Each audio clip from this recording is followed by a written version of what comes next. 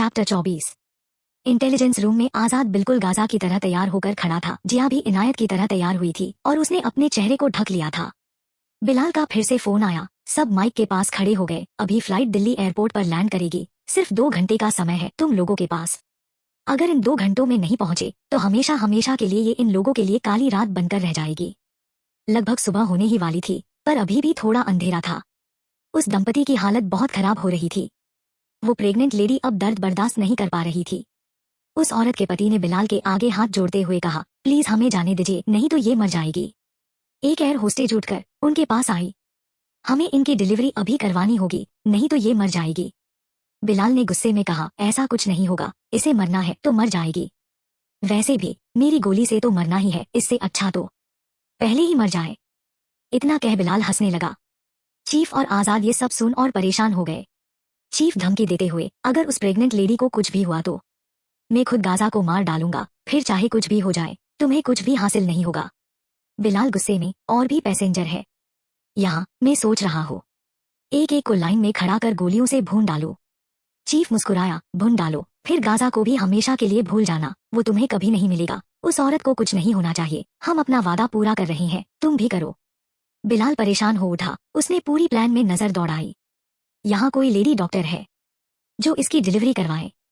ये सुन पहले तो कोई कुछ नहीं बोला, तभी पीछे खड़ी एक लड़की ने अपने पति से अपना हाथ छुड़वाते हुए आगे आ गई। उसे देखकर लगता था कि अभी कुछ दिनों पहले ही उसकी शादी हुई है। उसके हाथों में शादी के चूड़े थे और मेहंदी लगी हुई थी जो अब तक उतरी भी नहीं थी।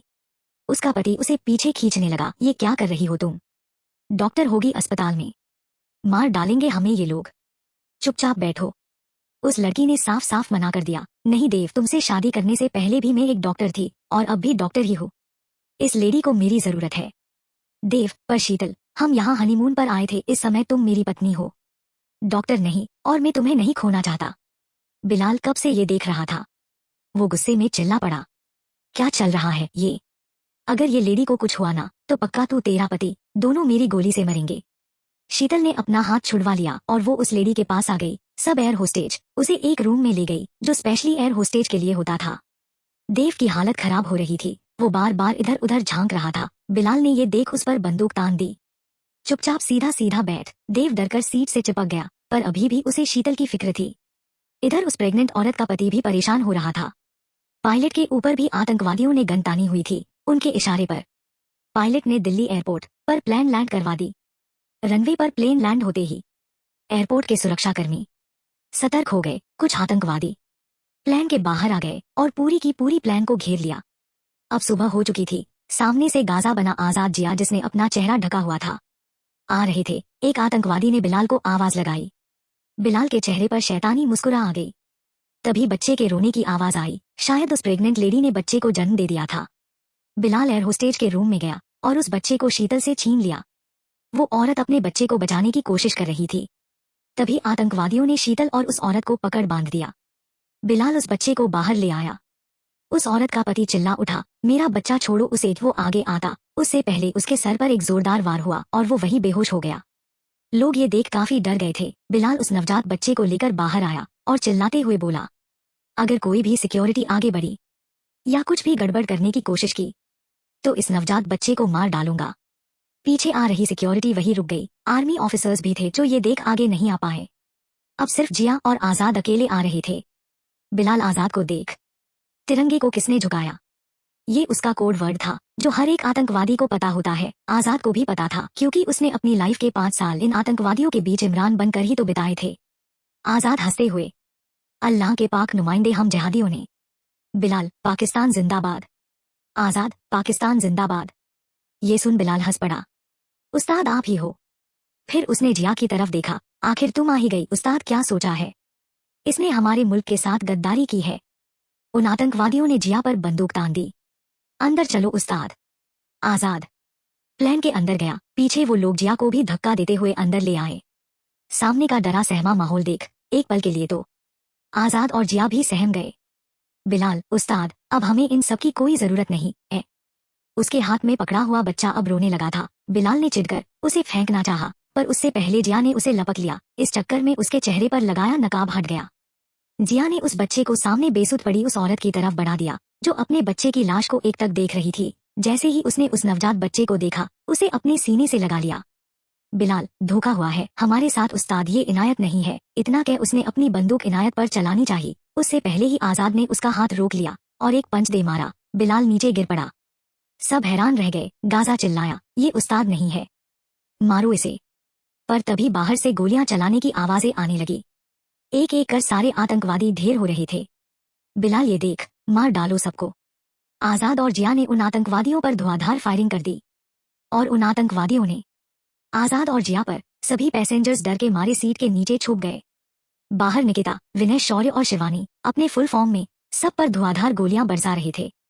निकिता ने अपने हाथ का प्लास्टर हटा दिया था। उसे हाथ पर दर्द तो हो रहा था, पर उसे अपने दर्द से कहीं ज्यादा अंदर बंधक बने लोगों की चिंता थी। उसने शौर्य और विनय को कुछ इशारा किया और गोलियां की बरसात करते हुए शिवानी के साथ अंदर आ गई। निकिता को देख बिलाल और बाकी सब हैरान रह गए। इनायत बिलाल के मुंह से निकला। आजाद और जिया सीट के पीछे छुपे हुए थे और बाकी आतंकवादियों पर गोली चला रहे थे। आजाद की नजर जैसे ही निकिता पर पड़ी, उसने अपना सर पीट लिया। ये लड़की मेरी कभी नहीं सुनती। निकिता ने शिवानी को इशारा किया और बिलाल पर गन तान दी। बिलाल हैरान रह गया। तुम सब लोग घेर लिए गए हो, अपने हथियार डाल दो वरना बिलाल मारा जाएगा। बिलाल, ये सुन, हथियार नीचे करो, सच में मार देगी मुझे। उसकी आंखों में उसका डर साफ दिख रहा था। उन सबने हथियार डाल दिए। निकिता वहां सीट के नीचे छुप हुए सभी यात्रियों की तरफ देखती है। सब बंदूकें उठा लो, जान बचानी है तो खुद के लिए लड़ना होगा। उन सबने बंदूकें उठा उन आतंकवादियों पर तान दी और कुछ ने उन आतंकवादियों को बांध दिया। तभी शिवानी पायलट रूम से आतंकवादियों पर बंदूक ताने उन्हें बाहर लेकर आई। शौर्य और विनय ने एयरपोर्ट की सिक्योरिटी की मदद से बाहर पूरी प्लान को घेरे आतंकवादियों को पकड़ लिया। आजाद और जिया अब सीट से बाहर आ गए। जिया ने अंदर जाकर शीतल और उस प्रेग्नेंट लेडी को खोला और साथ ही उन एयर होस्टेज को भी जिन्हें इन आतंकवादियों ने बांधा हुआ था। शीतल दौड़कर देव के पास आ गई। वो लेडी ने चारों तरफ नजर दौड़ाई। तभी उसकी नजर उसके पति पर गई जो नीचे बेहोश पड़ा था। अब उसको थोड़ा थोड़ा होश आ रहा था। हमारा बच्चा, पहला शब्द उसके मुंह से यही निकला। जिया की नजर उस औरत पर गई जो उस बच्चे को सीने से चिपकाए आंखें बंद किए लेटी थी। जिया उसके पास गई। उसने उससे बच्चा लेने की कोशिश की, पर उसने बच्चा इतना कसकर पकड़ रखा था कि जिया उस बच्चे को उस औरत से अलग ही नहीं कर पा रही थी। तभी जिया की नजर उसकी पीठ से रिश्ते खून पर गई। उस औरत को गोली लग चुकी थी, पर उसने उस बच्चे को कुछ नहीं होने दिया। जिया ने अपनी आंखें बंद कर ली। शिवानी ने उसकी मदद की और उस बच्चे को उस औरत की लाश से अलग किया। निकिता बिलाल को धक्का देते हुए बाहर ले गई। जिया, आजाद और शिवानी बाकी सब आतंकवादियों को पीछे पीछे ले आए। उनमें से कुछ मारे जा चुके थे और जो कुछ बचे थे उन्हें आजाद ने पकड़ लिया था। एम्बुलेंस बुलाई गई। जिया ने वो बच्चा उसकी मां को सौंप दिया। उस औरत और उसके बच्चे की लाश को एम्बुलेंस लेकर चली गई। सब पैसेंजर को सेफली बाहर निकाला गया। सब अभी भी खौफ में थे। आर्मी बिलाल के साथ उन आतंकवादियों को लेकर चली गई। बिलाल जाते वक्त भी इनायत को ही घूर रहा था। शायद अभी भी कुछ और बड़ा होना बाकी था। बिलाल के चेहरे पर एक टेढ़ी मुस्कान आ गई। थोड़ी देर बाद सीजीओ कॉम्प्लेक्स। निकिता और शिवानी, आजाद, चीफ और जिया के सामने सर झुकाए खड़ी थी। विनय और शौर्य साइड में खड़े थे। विनय ने धीरे से शौर्य से कहा, आज तो निकिता गई। शौर्य, उसने आज तक नरेन का असली वाला गुस्सा नहीं देखा है, पर आज नरेन को देखकर लगता है कि उसे निकिता पर बहुत गुस्सा आ रहा है। आजाद सच में बहुत गुस्से में था, पर सिर्फ चीफ की वजह से चुप था। गुस्सा तो जिया को भी बहुत आ रहा था। आखिर निकिता ने उसकी कसम तोड़ी थी। चीफ, तुमने ऐसा क्यों किया? निकिता सर झुकाकर, मेरे पास कोई और रास्ता नहीं था चीफ अंकल। जिया, हाँ, इसलिए मेरी कसम तोड़ दी ना। अगर मुझे कुछ हो जाता तो डॉट। निकिता ने जिया को देखा, तुम्हें तो खुश होना चाहिए, मैंने तुम्हारी जान बचाई है। अगर मैं ना आती तुम दोनों कब तक उन आतंकवादियों से लड़ते। कसम तोड़ी तभी तुम सही सलामत खड़ी हो। जिया, ये भी सही है। फिर आजाद की तरफ देखकर जो उसे ही घूर रहा था, मैं अभी भी नाराज हूँ। इतना कह उसने अपना चेहरा फेर लिया। आजाद शिवानी के पास आया। उसने निकिता को पूरी तरह इग्नोर कर दिया। तुम्हें मना किया था ना यहाँ आने के लिए। एक पल के लिए तो शिवानी बेहोश होने वाली थी। आजाद ने इस तरह चीखते हुए बोला था कि किसी की भी रूह काम जाए। आजाद शिवानी के जरिए निकिता को ही सुना रहा था। ये बात निकिता को भी अच्छे से समझ आ रही थी, इसलिए वो चुपचाप अपना सर नीचे किए खड़ी थी। आजाद, बोलती क्यों नहीं? मना करने के बाद क्यों आई? बहुत शौक है तुम्हें मेरी हर बात काटने का डॉट। शिवानी के तो आंसू निकलने वाले थे। निकिता के हिस्से की डांट वो जो खा रही थी। सॉरी सर, आगे से ऐसा नहीं होगा, शिवानी ने अपने आंसू साफ करते हुए कहा। चीफ, रहने दो कैप्टन, किसी को कुछ नहीं हुआ है। जब सब ठीक है तो रहने दो। अभी इस तरह से गुस्सा करना ठीक नहीं है। आजाद ने निकिता को घूरा और फिर चीफ के साथ आकर खड़ा हो गया। निकिता ने चीफ की तरफ देखा। निकिता काफी सीरियस लग रही थी, शायद वो कुछ बहुत बड़ा सोच चुकी थी। चीफ अंकल, मैं अभी सुल्तान से मिलना चाहती हूँ। आजाद एक बार फिर निकिता को घूरने लगा। चीफ, पर क्यों? निकिता, मुझे नहीं लगता कि खतरा टल गया है, ये सिर्फ शुरुआत थी। मोहम्मद इतनी जल्दी हार नहीं मानेगा, वो हमारे लिए और खतरा पैदा करे, हमें उस तक पहुंचना होगा। और शायद इन सब में सुल्तान हमारी मदद कर सकता है। आजाद निकिता को घूरते हुए, और सुल्तान हमारी मदद क्यों करेगा? निकिता, हम उसे लालच देंगे कि अगर वो हमारी मदद करेगा तो हम उसे छोड़ देंगे, और मुझे नहीं लगता कि वो इतना वफादार होगा कि अपनी परवाह ना करे। इस दुनिया में सबको अपनी परवाह होती ही है। आजाद, गलत सबको नहीं होती। आजाद निकिता की हर बात बीच में काट रहा था, शायद ये उसका नाराजगी दिखाने का अलग ही तरीका था। निकिता काफी सीरियस हो गई, उसके चेहरे से बिल्कुल नहीं लग रहा था कि वो इस समय मजाक के मूड में है। पहले ही उसके हाथ में बहुत दर्द हो रहा था, ऊपर से इतना सब हो गया था कि चाहकर भी निकिता खुद को नॉर्मल नहीं कर पा रही थी। निकिता ने आजाद की तरफ देखा, सब लोगों को अपनी परवाह होती ही है। फिर चीफ की तरफ देखकर, क्या मैं सुल्तान से मिल सकती हूँ? Chief uncle. चीफ ने एक ऑफिसर को बुलाया, इन्हें सुल्तान तक पहुंचा दो। ध्यान रखना, सुल्तान इन पर हमला ना करे। उस ऑफिसर ने हमें सर हिलाया और फिर निकिता को लेकर चला गया। आजाद भी निकिता के पीछे गया, ये जानने के लिए कि निकिता आखिर करना क्या चाहती है। उधर दूसरी तरफ बॉर्डर पर आतंकवादी पीछे हट गए थे, जिससे हमले होना बंद हो गए। सबको लगा कि उन्होंने हार मान ली, पर यह सब तो मोहम्मद के प्लान का हिस्सा था। वो बिलाल के पकड़े जाने से काफी बौखलाया हुआ था, इसलिए उसने ही आतंकवादियों को बॉर्डर से हटने के लिए कहा था, ताकि मोहम्मद अगले हमले की तैयारी कर सके। आखिर अब क्या होने वाला है, जानने के लिए अगले भाग का इंतजार करें। चैप्टर 25। ऑफिसर निकिता को एक बंद जगह ले आया, जहां चारों तरफ लाइट जल रही थी। उसके अंदर जेल थी, जहां खतरनाक आतंकवादियों को रखा जाता था ताकि कोई वहां से भाग ना सके। वहां अच्छी खासी सिक्योरिटी थी। उस ऑफिसर ने निकिता और आजाद को सामने लोहे की सलाखों के अंदर मुंह फेर कर बैठे एक आदमी की तरफ इशारा किया। वो ही है सुल्तान। निकिता ने हमें सर हिला दिया। इतना कह ऑफिसर वहां से चला गया। आजाद और निकिता ने जेल का दरवाजा खोला और अंदर आ गए। सुल्तान एक पल के लिए पीछे मुड़ा और फिर अपना चेहरा फेर लिया। निकिता, क्या मैं आपसे बात कर सकती हूँ? सुल्तान अपनी जगह से खड़ा हो गया और पलटा। गाजा कहाँ है, हमारे सरगना? ये सुन निकिता आजाद की तरफ देखने लगी। आजाद ने अपना एक कदम आगे बढ़ाया। उनके दोनों पैरों में गोली लगी है, अभी वो हमारी सिक्योरिटी के साथ हॉस्पिटल में एडमिट है। सुल्तान ने एक गहरी सांस ली, मतलब वो जिंदा है? निकिता कुछ सोचते हुए, गाजा ने आज तक सिर्फ तुम्हारा यूज किया है और तुम उसकी फिक्र कर रहे हो। तुमसे गाजा ने बहुत कुछ छुपाया है। असल में तुम सबका लीडर गाजा नहीं, मोहम्मद है, जो पता नहीं कहाँ छुपा बैठा है। सुल्तान ये सुन हंसने लगा। हम जिहादियों की कोई गिनती नहीं है। तुम्हें तो सिर्फ कुछ के बारे में पता है, पर दुनिया के कोने कोने में एक जिहादी तुम्हें जरूर मिलेगा जो जिहाद के लिए मर मिटने को तैयार है। मुझे ये सब पहले से ही पता था। अगर गाजा पकड़ा गया तो कोई और जिहादी उसकी जगह आएगा, पर खुद मोहम्मद, अब इसके बाद कोई गुंजाइश ही नहीं है हमारे हारने की। मोहम्मद अकेला काफी है पूरी दुनिया को बर्बाद करने के लिए। आजाद, ये सुन, तुम्हें पता है अभी अभी हम मोहम्मद का एक मंसूबा फ्लॉप कर आ रहे हैं। किसी बिलाल को भेजा था उसने गाजा को बचाने के लिए, पर उन्होंने तुम्हारा नाम एक बार भी नहीं लिया। वो लोग तुम्हारी इतने सालों की वफादारी को भूल चुके हैं।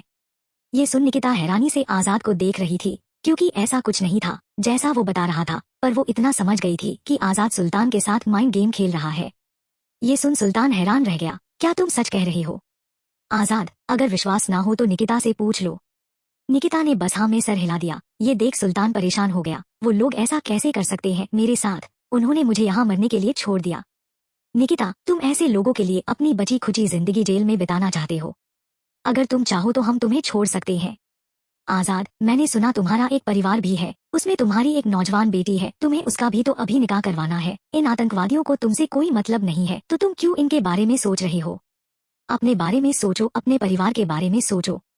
ये सुन सुल्तान सोच में पड़ गया। तुम दोनों सही कह रहे हो। मैंने अब बहुत कर लिया इनके लिए, अब मैं अपने लिए कुछ करना चाहता हूँ। ये सुन निकिता के चेहरे पर स्माइल आ गई, पर फिर अगले ही पल वो सीरियस हो गई। तुम्हें मोहम्मद तक पहुंचने में हमारी मदद करनी होगी, फिर हम तुम्हें जाने देंगे।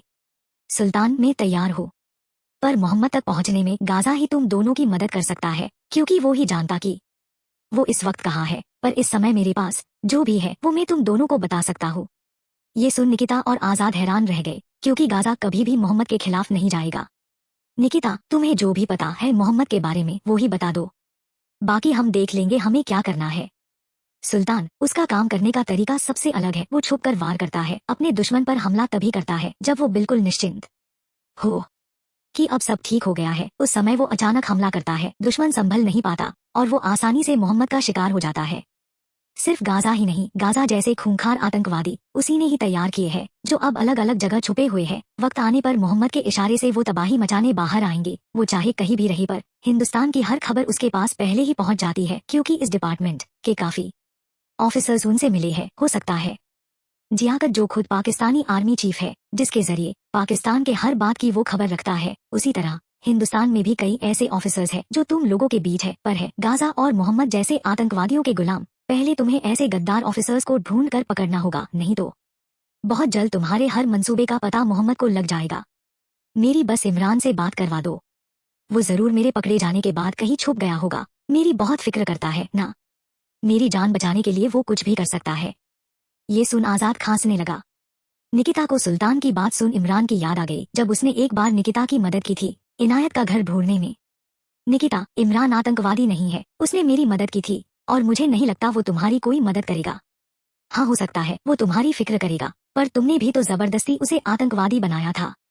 आजाद निकिता की तरफ देखने लगा। उसे विश्वास ही नहीं हो रहा था। निकिता उसकी तारीफ कर रही है, भले ही वो इमरान के रूप में ही क्यों ना हो।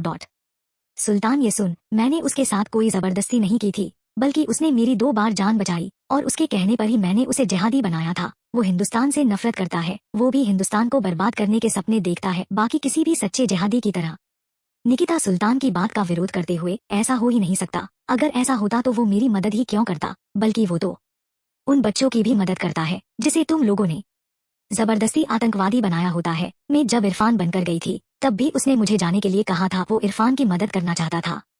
और उससे पहले जब ने चेहरा छुपाकर गाजा के मस्जिद वाले सीक्रेट ठिकाने पर गई थी, उस समय भी उसने मुझे बाकी आतंकवादियों से बचाया था।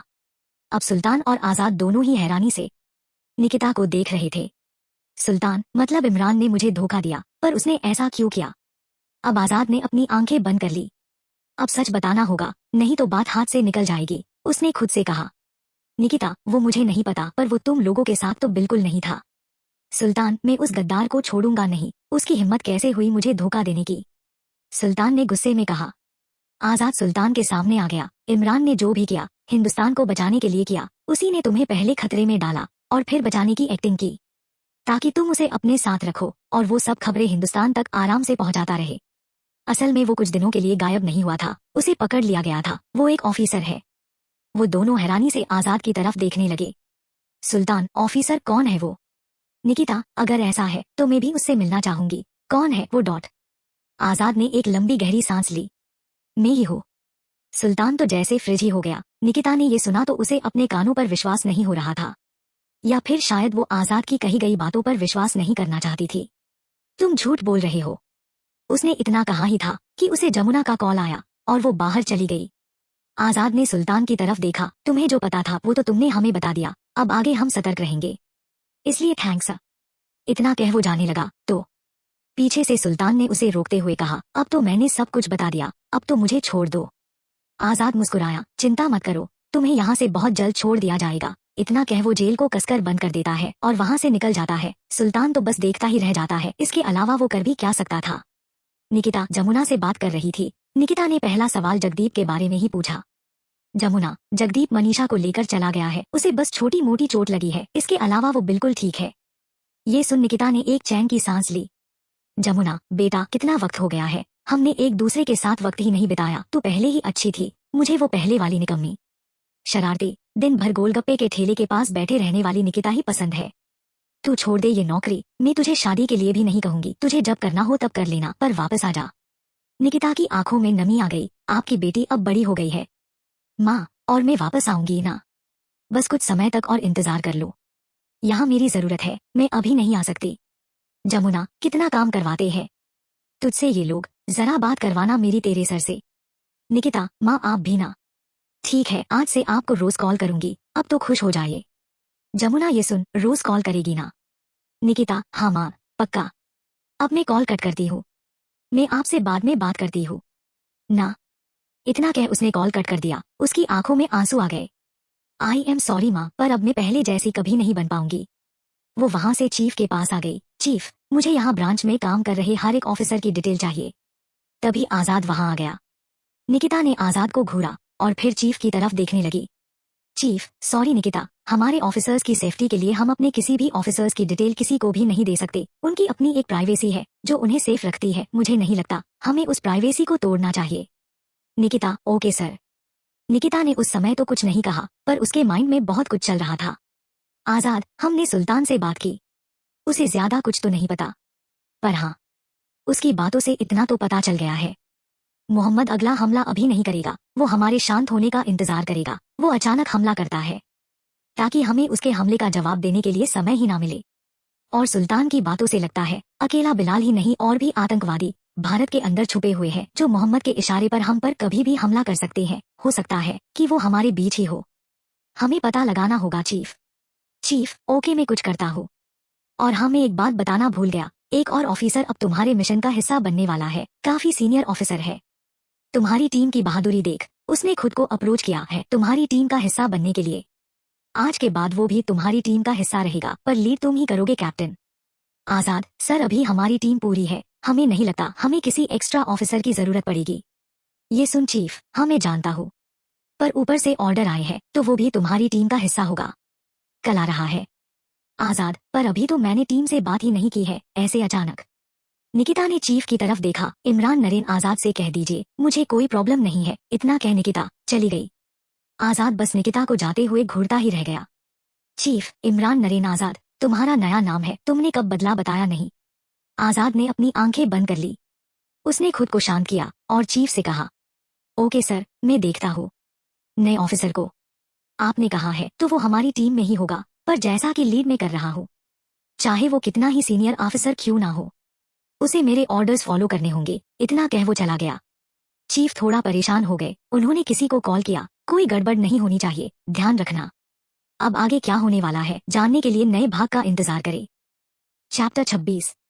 निकिता पूरी रात सो नहीं पाई। अब वो उसी बंगले के अंदर थी जहां उसे किसी भी चीज की कोई कमी नहीं थी, पर फिर भी आज उसे नींद नहीं आ रही थी। उसने कुछ सोचा और इंटरनेट पर दिल्ली में हुए बॉम्ब ब्लास्ट के बारे में सर्च करने लगी।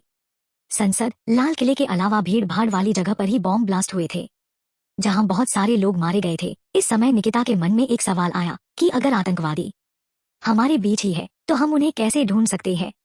मुझे सीधे मोहम्मद तक पहुंचना है, तो पहले पता लगाना होगा कि आखिर मोहम्मद यहाँ किन किन लोगों से संपर्क में है। अगले दिन निकिता और आजाद जिया, विनय और शौर्य शिवानी के साथ सीजीओ कॉम्प्लेक्स के अंदर उस नए टीम मेंबर का इंतजार कर रहे थे। चीफ एक हैंडसम से ऑफिसर के साथ अंदर आए। शिवानी और जिया तो बस उसे देखती ही रह गई। निकिता कुछ सोच रही थी, इसलिए अभी तक उसने उस ऑफिसर पर ध्यान नहीं दिया। चीफ ने उस ऑफिसर का इंट्रोडक्शन करवाते हुए कहा, ये है तेज प्रताप सिंह, आज से आपकी टीम के एक सदस्य है। तेज सामने आया और टीम के एक एक सदस्य से हाथ मिलाने लगा। तेज सबसे हाथ मिलाने के बाद आजाद के पास आया। हाय लीडर। आजाद ने तेज से हाथ मिलाया। हेलो तेज। प्रताप सिंह। तेज मुस्कुराया। आप मुझे मेजर बुला सकते हैं, वैसे मैं आपका सीनियर हूँ, पर इस मिशन को आप लीड कर रही हैं तो सर ना सही मेजर तो बुलाया ही जा सकता है। इतना कह वो निकिता की तरफ बढ़ा। निकिता अभी भी कुछ सोच रही थी। तेज, हेलो मिस, आपका नाम। तेज की आवाज से निकिता का ध्यान टूटा। निकिता ने तेज की तरफ देखा और फिर हाथ मिलाते हुए कहा, निकिता। तेज मुस्कुराया। वैसे पता चला मुझे आपके बारे में, आप काफी बहादुर है, आप ना होती तो शायद गाजा पकड़ा नहीं जाता। ये सुन आजाद को थोड़ा बुरा लगा। सिर्फ अकेली निकिता ही नहीं, पूरी टीम ने मेहनत की है गाजा को पकड़ने के लिए। तेज मुस्कुराया। तुम भी ना लीडर, अब मान क्यों नहीं लेते। तभी निकिता ने बीच में बोलते हुए कहा, हाँ मैंने अकेले कुछ नहीं किया है सर, पूरी टीम ना होती तो शायद मैं वहां पाकिस्तान में मारी जाती। ये सुन आजाद और बाकी चारों के चेहरे पर स्माइल आ गई। तेज सिर्फ मुस्कुरा दिया। चीफ, तेज आज तुम बाकी टीम मेंबर के साथ थोड़ा समय बिताओ, इससे दोनों को एक दूसरे को समझने में आसानी होगी। और मुझे लगता है तुम सबको भी एक ब्रेक की जरूरत है, लगातार मिशन पर रही हो। आज पूरा दिल्ली घूमो। फिर निकिता की तरफ देखकर, सबसे ज्यादा ब्रेक की तुम्हें जरूरत है निकिता। तुम दिल्ली आई, पर दिल्ली नहीं घूमी हो अब तक। निकिता ने ये सुना तो वो हैरानी से चीफ की तरफ देखने लगी। आपको कैसे पता कि मुझे ब्रेक की जरूरत है, मैं आपसे बोलने ही वाली थी। चीफ हंस दिए। तुम्हारे चेहरे को देख कोई भी अंदाजा लगा लेगा। निकिता घूमने की बात से ज्यादा कुछ और सोचकर खुश हो रही थी, शायद कोई ऐसा काम जो वो बाहर निकल कर ही कर सकती हो। तेज खुश होते हुए, ये हुई ना बात सर, इसी बहाने मैं अपने टीम मेंबर के साथ कुछ टाइम स्पेंड कर पाऊंगा। फिर आजाद की तरफ देखकर, खासकर आपके साथ क्यों लीडर। आजाद ने बस एक झूठी मुस्कान दे दी। शायद वो बिल्कुल खुश नहीं था तेज को अपनी टीम में लेकर। निकिता, मैं आज तक पब नहीं गई। वहां भी जाएंगे। मुझे किसी अच्छे से रेस्टोरेंट में बहुत सारी पानी पूरी खानी है। ये सुन सब निकिता की तरफ देखने लगे। आजाद, जहां तक मुझे पता है तुम्हें रेस्टोरेंट से ज्यादा सड़कों पर मिलने वाली पानीपुरी पसंद है। निकिता आजाद को घूरते हुए, क्यों इमरान नरेन आजाद, तुम इतने नाम बदल सकते हो, तो मैं अपनी पसंद नहीं बदल सकती। तेज ने निकिता और आजाद की तरफ देखा और उन दोनों के बीच में आते हुए निकिता से कहा, कूल डाउन निकिता, हम रेस्टोरेंट ही चलेंगे, गुस्सा नहीं, क्योंकि गुस्सा सेहत के लिए अच्छा नहीं होता। आजाद, तुम मुझ पर कोई कमेंट करने से पहले अपनी तरफ देखो। आज तक तुमने मुझसे हर चीज छुपाई ही है, वो तो बाद में मुझे किसी तरह पता चल जाता है, उसके अलावा तुम मुझे कुछ बताती हो गया। तेज आजाद को रोकते हुए, अब तुम भी लीडर, तुम्हें तो शांत रहना चाहिए। शिवानी और जिया तेज को ही देख रही थी। कितने कुल है ना सर, जिया ने कहा। शिवानी ने भी हाँ में सर हिला दिया। तभी शौर्य और विनय ने जिया और शिवानी के कंधे पर हाथ रखा। हमारी तरफ भी देख लिया करो कभी। शौर्य ने शिवानी से कहा। और क्या, हम भी बहुत कूल है। तभी जिया ने विनय का हाथ झटक दिया, पर सर से ज्यादा नहीं। शिवानी, देखी शौर्य कितनी क्यूट है, काश तुम लड़की होते तब तुम्हें समझ आता। शौर्य तेज की तरफ देख, हमारे कैप्टन नरेन से भी ज्यादा क्या। ये सुन शिवानी शौर्य को घूरने लगी। वो हमारे सर है, समझे, मैं तो उनके बारे में ऐसा सोच भी नहीं सकती, मैं बहुत रिस्पेक्ट करती हूँ उनकी। शौर्य, मतलब तुम तेज सर की रिस्पेक्ट नहीं करती। शिवानी अब बिल्कुल चुप हो गई। अब सच में उसके पास कोई जवाब नहीं था। जिया शिवानी का पक्ष लेते हुए, आजाद सर हैंडसम है, हॉट भी है, पर तेज सर जितने कुल नहीं है। विनय, ये सुन, आजाद सर। जिया आपको और तेज सर को कंपेयर कर रही है, कह रही है आजाद सर तेज सर जितने कुल नहीं है। ये सुन तेज मुस्कुरा दिया, जबकि आजाद जिया को घूरने लगा। जिया की तो जैसे सिट्टी पिटी गुम हो गई। चीफ ने ये देख वहां से जाना ही सही समझा, क्योंकि कहीं ना कहीं ये कैप्टन और मेजर के बीच एक बहुत बड़ी जंग की शुरुआत थी, जिसमें चीफ बिल्कुल नहीं पढ़ना चाहते थे। निकिता अब भी कुछ सोच रही थी, इसलिए वो भी बाहर चली आई। उसने अपना फोन निकाला, जो वो पाकिस्तान में यूज करती थी, और रुखसार और असीम का नंबर अपने दूसरे फोन में सेव कर उस फोन की चिप तोड़ उसे डस्टबिन में फेंक दिया, और फोन को सामने सड़क पर, जो थोड़ी देर में ट्रक के गुजरने की वजह से टूटकर चकनाचूर हो गया था। तभी पीछे से शिवानी ने उसके कंधे पर हाथ रखा। क्या कर रही थी? एक पल के लिए निकिता डर गई, फिर खुद को शांत कर, पाकिस्तान में जो फोन मेरे पास था उसकी चिप तोड़कर फेंक रही थी, जरूरी है ना डॉट। शिवानी, ठीक है, पर तू जाकर तैयार हो जा, मैं तो आज बहुत एक्साइटेड हूँ। तेज सर होंगे, कितने कुल है ना तेज सर, मैं तो पूरी लट्टू हो गई हूँ उन पर। शिवानी ने तेज के बारे में सोचकर कहा। निकिता मुस्कुरा दी। लट्टू, तू तो पूरी पंखा हो चुकी है, इतना कह वो हंसने लगी। शिवानी ने मुंह बना लिया, देखना इस बार तेरे सारे गोलगप्पे में खा जाऊंगी। निकिता, ये सुन, देख लेंगे, फिर कुछ सोच। आज तू मेरे साथ चल, मेरी रेडी होने में भी मदद कर देना, और तुझसे एक सीरियस टॉपिक पर भी बात करनी है। शिवानी ने उसकी बात मान ली और उसके साथ चली गई। शाम को जब सब तैयार होकर शिवानी और निकिता को लेने पहुंचे, तो हैरान ही रह गए। शिवानी और निकिता दोनों ही आज बहुत खूबसूरत लग रही थी। जिया भी लॉन्ग स्कर्ट में काफी क्यूट लग रही थी। निकिता ने आज पहली बार वेस्टर्न पहना था। उसने स्केटर ब्लैक ड्रेस पहनी थी और बालों को थोड़ा सा कर्ल किया था, जो उसे एक अलग लुक दे रहा था, जबकि शिवानी ने ब्लू स्कर्ट और ब्लू क्रॉप टॉप पहनी थी, जिसमें शिवानी काफी हॉट लग रही थी। तेज ने आगे बढ़ शिवानी और निकिता की तरफ अपने दोनों हाथ बढ़ा दिए। अब चले, कब से हम आप दोनों का ही इंतजार कर रहे थे। शिवानी तो बहुत खुश थी, पर निकिता को तेज अब थोड़ा अजीब लगने लगा था। शिवानी ने अपना हाथ तेज की तरफ बढ़ा दिया, पर निकिता दूसरी साइड से कार में बैठ गई। तेज बस मुस्कुरा दिया। चालिए शिवानी। तेज शिवानी को कार की तरफ ले आया। जिया और शौर्य शिवानी तेज के साथ उसकी कार में थे, जबकि निकिता और विनय आजाद के साथ थे। निकिता बार बार किसी को मैसेज कर रही थी। आजाद ये सब देख रहा था। तुम फिर से तो मुझसे छुपाकर कुछ कर तो नहीं रही हो ना? तुम्हारा ये ज्यादा हो रहा है, अगर ऐसा ही चलता रहा है तो हमारी टीम वर्क नहीं कर पाएगी। निकिता ने आंखें बंद कर ली। हाँ, कर रही हूँ, कुछ छुपा रही हो। लो, ये लो फोन। आजाद कार ड्राइव कर रहा था, इसलिए उसने फोन नहीं लिया, पर जैसे ही निकिता फोन वापस अपने पर्स में रखने लगी, आजाद ने विनय को कुछ इशारा किया। विनय, दो मुझे, मैं देखता हूँ तुम क्या कर रही हो। ये सुन निकिता विनय को घूरने लगी। मेरी प्राइवेसी चेक करोगे तुम? आजाद, ऐसा भी कौन सा बॉयफ्रेंड बना रखे है तुमने जो हम नहीं देख सकते? ये सुन निकिता ने फोन को घुमाते हुए विनय की तरफ कर दिया। विनय ने फोन को खोला। सामने डेटिंग ऐप चल रही थी, जिसे देख विनय हंस पड़ा। सच में निकिता, डेटिंग और तुम? ये सुन आजाद भी हैरान रह गया। डेटिंग और निकिता, कौन मिल गया इसे? तभी किसी लड़के का मैसेज आया, हे ब्यूटीफुल, आज कहाँ मिल रही हो। ये पर विनय और जोर जोर से हंसने लगा, तुम सच में इस लंगूर से मिलने जा रही हो। विनय ने फोटो देखते हुए कहा। निकिता ने फोन छीन लिया और एक मैसेज टाइप कर उसे अपने पर्स में रख दिया। आजाद को भी हंसी आ गई, तुम डेट करने के लिए लंगूर ही मिलते हैं क्या? अब बता भी दो, कहाँ मिल रही हो उस लंगूर से। निकिता, पब में, और वो लंगूर बिल्कुल नहीं है, समझे। आजाद और विनय हंस पड़े। मतलब इसलिए पब जाने के लिए इतना उतावला हुआ जा रहा था? विनय, सच में मुझे तो विश्वास ही नहीं हो रहा है। निकिता भी मुस्कुरा दी और आराम से आंखें बंद कर ली। आज उस पर उन दोनों के मजाक का कोई असर नहीं हो रहा था। वहीं दूसरी तरफ तेज की कार में शौर्य बिल्कुल बोर हो चुका था। शिवानी और जिया को तो तेज को ताड़ने से ही फुर्सत नहीं थी। तेज, अरे इतना भी हैंडसम नहीं हूं मैं। जिया, सच में सर आप तो बहुत कूल हो। आपको कभी आजाद सर की तरह गुस्सा नहीं आता क्या? शिवानी, हाँ आजाद सर को बहुत गुस्सा आता है, आप तो बिल्कुल अलग हो डॉट। तेज हंसते हुए, अच्छा तो तुम लीडर को आजाद बुलाते हो। जिया और शिवानी ने हाँ में सर हिला दिया। बेचारा शौर्य उसकी तरफ तो कोई देख भी नहीं रहा था। उसका बस चलता तो इस समय तेज को कार से धक्का दे देता। थोड़ी ही देर में वो पब पहुंच गए। शौर्य ने कार से बाहर निकलते ही आजाद को हक कर लिया, जैसे कि वो किसी जेल से छूटा हो। सच में आजाद, तुमसे अच्छा कोई नहीं है, तुम बेस्ट हो। आजाद, ये सुन, क्या हुआ? शौर्य ने तेज की तरफ देखा, जो शिवानी और जिया के साथ बातें कर रहा था, और धीरे से आजाद के कान में कहा, इस पकाऊ मेजर ने पूरे रास्ते पका डाला, सिर्फ कार में इसकी तारीफ ही सुनी है मैंने। जिया और शिवानी ने तो मुझे बिल्कुल ही साइड ही कर दिया। निकिता सीधे पब के अंदर बढ़ गई और उस लड़के को ढूंढने लगी जिसको वो डेटिंग ऐप पर मिली थी। तभी सामने से एक लड़के ने उसकी तरफ बढ़ा दिया। दिखने में ठीक ठाक ही था, काले घुंघराले बाल, थोड़ा पतला। निकिता उसे देख, करण, यही नाम है ना तुम्हारा? करण, और तुम निकिता? फिर ऊपर से नीचे घूरते हुए, काफी हॉट लग रही हो वैसे। डीजे गाना बजा रहा था और लोग पूरी मस्ती से नाच रहे थे, जिसकी वजह से काफी शोर था। निकिता, क्या हम अंदर चलकर बात कर सकते हैं? करण ने हमें सर हिला दिया। वो दोनों अंदर सोफे पर बैठ गए। अब बोलो, क्या ऑर्डर करोगी? निकिता, इन्फॉर्मेशन। ये सुन करण हैरान रह गया, मतलब? तभी पीछे से आजाद, तेज और बाकी सब भी अंदर आ गए। शौर्य और आजाद बार काउंटर पर बैठ गए, जबकि तेज जिया और शिवानी के साथ डांस कर रहा था और विनय ऐसे ही सब कपल के बीच में घुसकर उन्हें परेशान कर रहा था। करण ने निकिता की तरफ देखा, कैसी इन्फॉर्मेशन?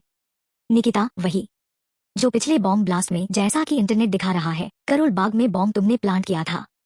ये सुन करण थोड़ा घबरा गया। मैंने ऐसा कुछ नहीं किया, असल में मैंने तो उन लोगों को देखा था जिन्होंने वहाँ बॉम्ब रखा, इसलिए उन्होंने मुझ पर इल्जाम डाल दिया। बड़ी मुश्किल से बाहर आया हूँ, लाइफ को फिर से ट्रैक पर लाने की कोशिश कर रहा हूँ, मुझे बख्श दो। इतना कह करण जाने लगा, पर निकिता ने पीछे से करण का हाथ पकड़ लिया और उसे बैठाते हुए कहा, तुम्हारी जान को कोई खतरा नहीं होगा, मैं तुम्हारी मदद कर सकती हूँ। तुम्हारे सर के ऊपर से ये इल्जाम भी हट जाएगा। करण ने साफ साफ मना कर दिया और वो वहां से जाने लगा। निकिता उसे रोकने की कोशिश कर रही थी, जो दूर से देखने पर ऐसा लग रहा था जैसे उन दोनों का ब्रेकअप हो गया है और निकिता उसे मनाने की कोशिश कर रही है। शौर्य की नजर निकिता पर गई। वो देख आजाद, वो निकिता ही है ना? आजाद ने निकिता की तरफ देखा, है तो वो ही, आज ही डेट कर रही थी इस लंगूर को। डोट, इतनी जल्दी ब्रेकअप हो गया? तेज की नजर भी उस तरफ गई। निकिता का भी बॉयफ्रेंड है, क्या हो गया? मुझे जाकर देखना चाहिए। तेज निकिता की तरफ बढ़ गया। कहीं तेज को सब कुछ पता तो नहीं चल जाएगा, या फिर कहानी में एक नया मोड़ आएगा। जानने के लिए पढ़ते रहे। चैप्टर 27। निकिता करण को रोकने की कोशिश कर रही थी, तभी तेज वहां आ गया। कोई प्रॉब्लम है निकिता? उसे देख निकिता ने करण का हाथ छोड़ दिया। करण जाने लगा, तभी आजाद और शौर्य उसके आगे आ गए। करण अपने सामने आजाद शौर्य को देख थोड़ा पीछे हट गया और निकिता की तरफ देखने लगा। निकिता ने मामला समझते हुए, आज तुम जाओ, हम फिर कभी मिलते हैं। शौर्य, आजाद जाने दो उसे।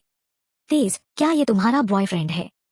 निकिता, ये सुन, नहीं तेज सर, आज ही तो मिले हैं, हम बार बार मिलेंगे। हाँ, उसने करण को देखते हुए कहा। करण वहां से भाग गया। आजाद को उसे इस तरह भागते देखना थोड़ा अजीब लगा। शौर्य, ओके ठीक है यार, हम यहाँ चिल करने आए थे तो वो करते हैं ना। तेज ने निकिता की तरफ देखा, चलो डांस फ्लोर पर डांस करते हैं, अब तुम अकेली क्या करोगी? निकिता, ये सुन, पर सर मुझे तो डांस आता ही नहीं है। आजाद, नहीं आता होगा, बच्ची है बेचारी। ये सुन निकिता चिढ़ गई, मैं बच्ची नहीं हूँ। आजाद, देखा था मैंने तुम्हें अपनी फ्रेंड की शादी में तो बड़ा जमकर डांस किया था, बहुत झूठ बोलने लगी हो तुम आजकल। ये सुन निकिता कुछ पल के लिए चुप हो गई, फिर उसने कुछ सोचा, मुझे यहाँ जैसा डांस नहीं आता, मेरा डांस थोड़ा देसी टाइप का है। तेज मुस्कुरा दिया, देशी विदेशी सब चलेगा, तुम आओ तो फ्लोर पर। निकिता, सब मजाक उड़ाएंगे मेरा, मैं नहीं आ रही। शौर्य, ये सुन, कौन उड़ाएगा मजाक, हम देख लेंगे, किसकी इतनी हिम्मत, हम सब है ना। तेज ने उसका हाथ पकड़ लगभग खींचते हुए कहा, बी कॉन्फिडेंट यार, आज तो तुम्हें डांस करना ही होगा। तेज उसे खींचते हुए फ्लोर पर ले आया। आजाद पीछे खड़े होकर तालियां बजा रहा था, तुम कर सकती हो। ये देख निकिता के चेहरे पर स्माइल आ गई। विनय और जिया शिवानी भी निकिता के पास आ गए। तेज ने डीजे से गाना बजाने के लिए कहा, माय देसी गर्ल, दो गरला गरला गरला, झुमका गिरा के लो मिला ले, अगर वो नजर से नजर मिटा दे। तेज ने निकिता का हाथ पकड़ गोल गोल घुमाया। शौर्य उसके आगे डांस कर रहा था, नच के दिखा दे, सबकी धड़कन भी कदम से कदम मिला दे। विनय निकिता को अपनी तरफ खींच उसके साथ डांस करने लगा। लहरों से चल के जाल बिछा दे, दिल को ये बेहाल बना दे। निकिता और शिवानी ने निकिता को पीछे से हक कर लिया। सारे दीवाने माने ना, देखी ना कोई ऐसी गर्ल। सब एक साथ निकिता के साथ डांस कर रहे थे। निकिता को पहली बार काफी अच्छा फील हो रहा था। तेज ने आजाद की तरफ देखा जो पीछे अकेला खड़ा तालियां बजा रहा था। उसने जबरदस्ती आजाद को फ्लोर पर खींच लिया। आजाद ने तेज को घूरा, पर तेज पर कोई फर्क नहीं पड़ा। लीडर कभी कभी इंसानों की तरह भी जीना चाहिए। And nobody like my desi girl. इतना कहते हुए उसने आजाद को घुमा दिया, बिल्कुल किसी लड़की की तरह। आजाद को ये थोड़ा अजीब लगा। निकिता और वो चारों हंस पड़े। निकिता ने आजाद को घेर लिया था और उसे आगे करते हुए ठुमके लगाते हुए उसे चिढ़ा रही थी। देखी लख लख पर देसी गर्ल, सब तो सोनी साड़ी देसी गर्ल। शौर्य और विनय ने शिवानी और जिया को अपनी तरफ खींच लिया और डांस करने लगे। सब लोग अब उनके पीछे पीछे डांस कर रहे थे। Who is the hottest girl in the world? My desi girl. Nikita सबसे आगे आकर फूल मस्ती में डांस कर रही थी। शायद बहुत समय बाद वो ऐसे खुल पाई थी। आजाद ने फ्लोर से जाने की कोशिश की तो तेज उसके आगे आ गया। इस बार तो निकिता और उन चारों ने भी तेज का साथ दिया। ठुमका लगाई के शील rock your world. My desi girl, my desi girl, दो। लड़कियां तो ठुमके लगा ही रही थी, पर लड़के भी ठुमके लगाने की पूरी कोशिश कर रहे थे। ये सब देख आजाद के चेहरे पर भी स्माइल आ गई। सबको एक साथ डांस करते देख तेज ने किसी को फोन लगाया और फ्लोर से दूर हो गया। आपका काम बहुत जल्द ही जाएगा, चिंता मत करिए, जब तक मैं हूँ। जो भी होगा हमारे हिसाब से ही होगा। ये कहते कहते उसके चेहरे पर स्माइल आ गई। उसने फोन कट कर दिया और फ्लोर पर जाकर सबके साथ डांस करने लगी। आज सबने इतने टाइम बाद खूब डांस किया, मस्ती की। जब वो पब से बाहर आए तो देख हैरान रह गए कि उनकी कार के टायर पंचर हो गए हैं। निकिता परेशान होते हुए, अब ये किसने कर दिया? सच में ये जिसने भी किया है मैं उसे छोड़ूंगी नहीं। आजाद, अब जल्दी से कोई टैक्सी पकड़नी होगी। तेज, ये सुन। अरे टैक्सी क्यों? अभी इतनी भी रात नहीं हुई है, आराम से पैदल चलेंगे, रास्ते में तुम्हारे गोलगप्पे भी खा लेंगे। निकिता, आई थिंक रेस्टोरेंट तो अभी खुला ही होगा। शिवानी और जिया ये सुन बहुत खुश हो गई। निकिता का चेहरा लटक गया क्योंकि उसे रेस्टोरेंट वाले से ज्यादा ठेले वाले गोलगप्पे पसंद थे। पर अब वो सबके सामने थोड़े ही बोल सकती थी क्योंकि उसने खुद ही तो सबको विश्वास दिलाने के लिए रेस्टोरेंट का नाम लिया था। थोड़ी देर बाद पूरी टीम थक हार कर पैदल ही सड़क पर चल रही थी। विनय वही सड़क पर बैठ गया। कहाँ है ये गोलगप्पे वाला रेस्टोरेंट जिसकी सर आप बात कर रहे थे? 1 घंटे से चल रही है, अब तक नहीं आया। तेज, यंग बॉय, उठो, थोड़ा दूर है रेस्टोरेंट, पर काफी अच्छा रेस्टोरेंट है। अब शौर्य भी विनय के पास बैठ गया। शिवानी और जिया तो मुश्किल से चल रही थी। एक तो इतना डांस किया, ऊपर से 1 घंटे से चल रहे थे तो अब उनके पैर दर्द करने लगे थे। आजाद ने अपनी टीम की हालत देखी तो खुद भी वहां फुटपाथ पर बैठ गया। बैठ जाओ कुछ देर, थोड़ी देर बैठकर चांद तारों को देख लेते हैं, हवा भी कितनी अच्छी चल रही है। ये सुन शिवानी और जिया भी वहां बैठ गए। शौर्य और विनय भी सड़क से उठकर आजाद के पास बैठ गए। अब सिर्फ तेज और निकिता खड़े उन सबको देख रहे थे। निकिता बिल्कुल भी नहीं थकी थी, वो तो ऐसे भी बचपन से सड़कों पर भागती फिरती थी, उसके लिए तो ये बहुत नॉर्मल था। वही तेज भी बिल्कुल भी नहीं थका था। थका तो आजाद भी नहीं था, पर अपनी टीम को देख उन्हें आराम करने देने के लिए बैठ गया था। निकिता, इतनी जल्दी थक गए तुम लोग? आजाद, हाँ हम बहुत थक गए, तुम भी बैठ जाओ। तेज ने सबकी तरफ देखा और फिर मुस्कुरा दिया। तभी निकिता की नजर गोलगप्पे के ठेले पर पड़ी। ठेले वाला इस वक्त अपने घर जा रहा था। निकिता खुशी से चिल्ला पड़ी। उसे चिल्लाते देख सब डर गए। निकिता ने दौड़कर गोलगप्पे वाले को रोका। सब उसके पीछे पीछे आ गए। गोलगप्पे वाला इस समय घर जा रहा था, पर इतने सारे ग्राहक देख थोड़े पैसे कमाने के लालच में रुक गया। निकिता बहुत दिनों बाद आज पहले की तरह खुश दिख रही थी। निकिता ने शिवानी और जिया की तरफ देखा। मेरे साथ गोलगप्पे वाली रेस करोगी? दोनों ने हाँ में सर हिला दिया। तेज, अरे हम भी करेंगे, हम लड़के भी किसी से कम नहीं है। विनय तो मान गया, पर आजाद और शौर्य पीछे हटने लगे। शौर्य, मुझे नहीं खाना, कितना अनहेल्दी होगा। तेज ने आजाद की तरफ देखा। मेजर, मेरी तरफ तो बिल्कुल भी मत देखो, मुझे गोलगप्पे बिल्कुल पसंद नहीं। तेज चिढ़ते हुए, तुम दोनों तो लड़कियों के पीछे मेरी नाक कटवा दोगे यार। निकिता, शिवानी और जिया हंसने लगी। जिया, लड़के नाक कटवाने के लिए ही पैदा होते हैं। तेज, ऐसा बिल्कुल नहीं है। अब लीडर, तुम तो समझो। शिवानी, नो सर, ये लड़के वैसे भी हमसे नहीं जीत सकते। निकिता, तभी तो पीछे हट रहे हैं, मैंने अब तक सबको गोलगप्पे खाने की रेस में हरा दिया है, डरना तो बनता है। ये सुन शौर्य और आजाद एक दूसरे की तरफ देखने लगे। विनय, से यस, हम किसी से कम नहीं है। शौर्य, लेट्स गो देन, देख लेते हैं किसमें कितना है दम। आजाद, मुझे ये सब पसंद नहीं, फिर भी मैं रेडी हूँ। एक तरफ लड़के हो गए और दूसरी तरफ लड़कियां। गोलगप्पे वाले की तो आज अच्छी खासी कमाई होने वाली थी, इसलिए वो भी मजे से गोलगप्पे बना रहा था। उसने एक प्लेट लड़कों की तरफ की तो दूसरी लड़कियों की तरफ। निकिता ने एक साथ 3-4 गोलगप्पे अपने मुंह में भर लिए। शिवानी और जिया भी एक एक नहीं, एक साथ 3-4 खा रहे थे ताकि लड़कों को हरा सके। वही दूसरी तरफ लड़के भी किसी से कम नहीं थे। शौर्य बड़े ध्यान से देख देख कर खा रहा था, वही विनय पूरे मजे लेकर। उसे इस रेस से ज्यादा अपने पेट से मतलब था। बस तेज और आजाद ही थे जो सच में इस रेस को सीरियसली लिए हुए थे। काफी सारे गोलगप्पे खाने के बाद शौर्य और विनय ने अपने हाथ खड़े कर दिया। लड़कियां उन दोनों पर हंसने लगी। तेज और आजाद ने उन दोनों को घूरा, वो दोनों सिर्फ मुस्कुरा दिए। गोलगप्पे वाला लगातार गोलगप्पे बना रहा था। आखिरकार जिया ने अपना पेट पकड़ लिया और पीछे हट गई। थोड़ी देर बाद शिवानी को भी उल्टी आने लगी। अब निकिता अकेली थी, पर वो हार मान ले, वो भी गोलगप्पे की रेस में ऐसा हो ही नहीं सकता। आजाद और तेज की आंखों में पानी आने लगा था, पर फिर भी वो जबरदस्ती लगे हुए थे। तीनों ने गोलगप्पे वाले के सामने प्लेट बढ़ा दी। इस बार गोलगप्पे वाले ने अपने हाथ खड़े कर दिए। साहब, मैडम, गोलगप्पे खत्म हो गए, अब पैसे निकाले, पैसे। तीनों ने पहले एक दूसरे की तरफ देखा और फिर गोलगप्पे वाले की तरफ देखने लगे। निकिता, ये क्या भैया, अगली बार ज्यादा बनाना, रेस तो अधूरी रह गई। आजाद और तेज ने चैन की सांस ली। उन दोनों की आंखें पूरी तरह से लाल हो चुकी थी, आंख और नाक से पानी बह रहा था। वो अलग। तेज, कोई बात नहीं, फिर कभी कर लेंगे, उसने खुद को बचाते हुए कहा। निकिता ने गोलगप्पे वाले को पैसे देते हुए कहा। पेट भर गया, पर मन नहीं भरा। आजाद, पेट नहीं समुद्र है, कैसे भरेगा, उसने खुद से कहा और फिर कुछ एक्स्ट्रा टिप गोलगप्पे वाले की तरफ बढ़ाते हुए कहा। आप सच में लाजवाब गोलगप्पे बनाते हैं। धन्यवाद साहब, इतना कह उसने पैसे ले लिए और वहां से चला गया। निकिता आज काफी खुश लग रही थी, पर कोई था जिसकी नजर निकिता पर ही थी। उसने छुपकर निकिता की कुछ तस्वीरें क्लिक कर ली और किसी को फोन कर बोला, वो मिल गई है, मेरे सामने ही है, बहुत जल्द वो हमारे कब्जे में होगी। ये कहते हुए उसके चेहरे पर एक कुटिल मुस्कान आ गई। आखिर कौन था वो जानने के लिए अगले भाग का इंतजार करे। काफी दिन से मिशन हो रहा था, मैं लिखते हुए काफी बोर हो गई थी, आप भी हुए होंगे। वो कहते हैं ना, किसी भी चीज की अति अच्छी नहीं होती, तो सोचा एक रिफ्रेशिंग पार्ट लिखूं जिसमें हमारे किरदार थोड़ी मस्ती कर ले। आज के लिए इतना ही। चैप्टर 28। सब लोग निकिता को छोड़ने आए। निकिता आज बहुत खुश थी। वो जैसे ही घर की तरफ बढ़ी कि तभी तेज और आजाद ने उसे एक साथ आवाज दी, तुम्हारा फोन। निकिता मुस्कुराते हुए पीछे मुड़ी और आजाद और तेज की तरफ बढ़ी ही थी कि तभी उसके घर पर अचानक से एक जोरदार धमाका हुआ। सब हैरान रह गए, पूरा घर ब्लास्ट में जल रहा था। निकिता काफी डर गई। आजाद और तेज ने निकिता को पीछे खींच लिया, पूरा बंगला जल रहा था। शिवानी और जिया ने निकिता को गले से लगा लिया।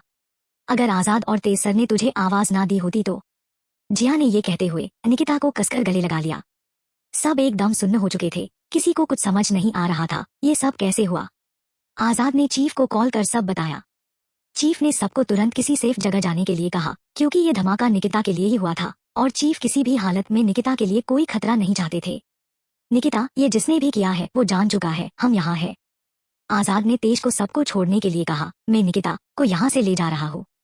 मेजर, इसका यहाँ रहना बिल्कुल भी सेफ नहीं है। तेज, मैं भी चलता हूँ। इन सबको शौर्य छोड़ देगा।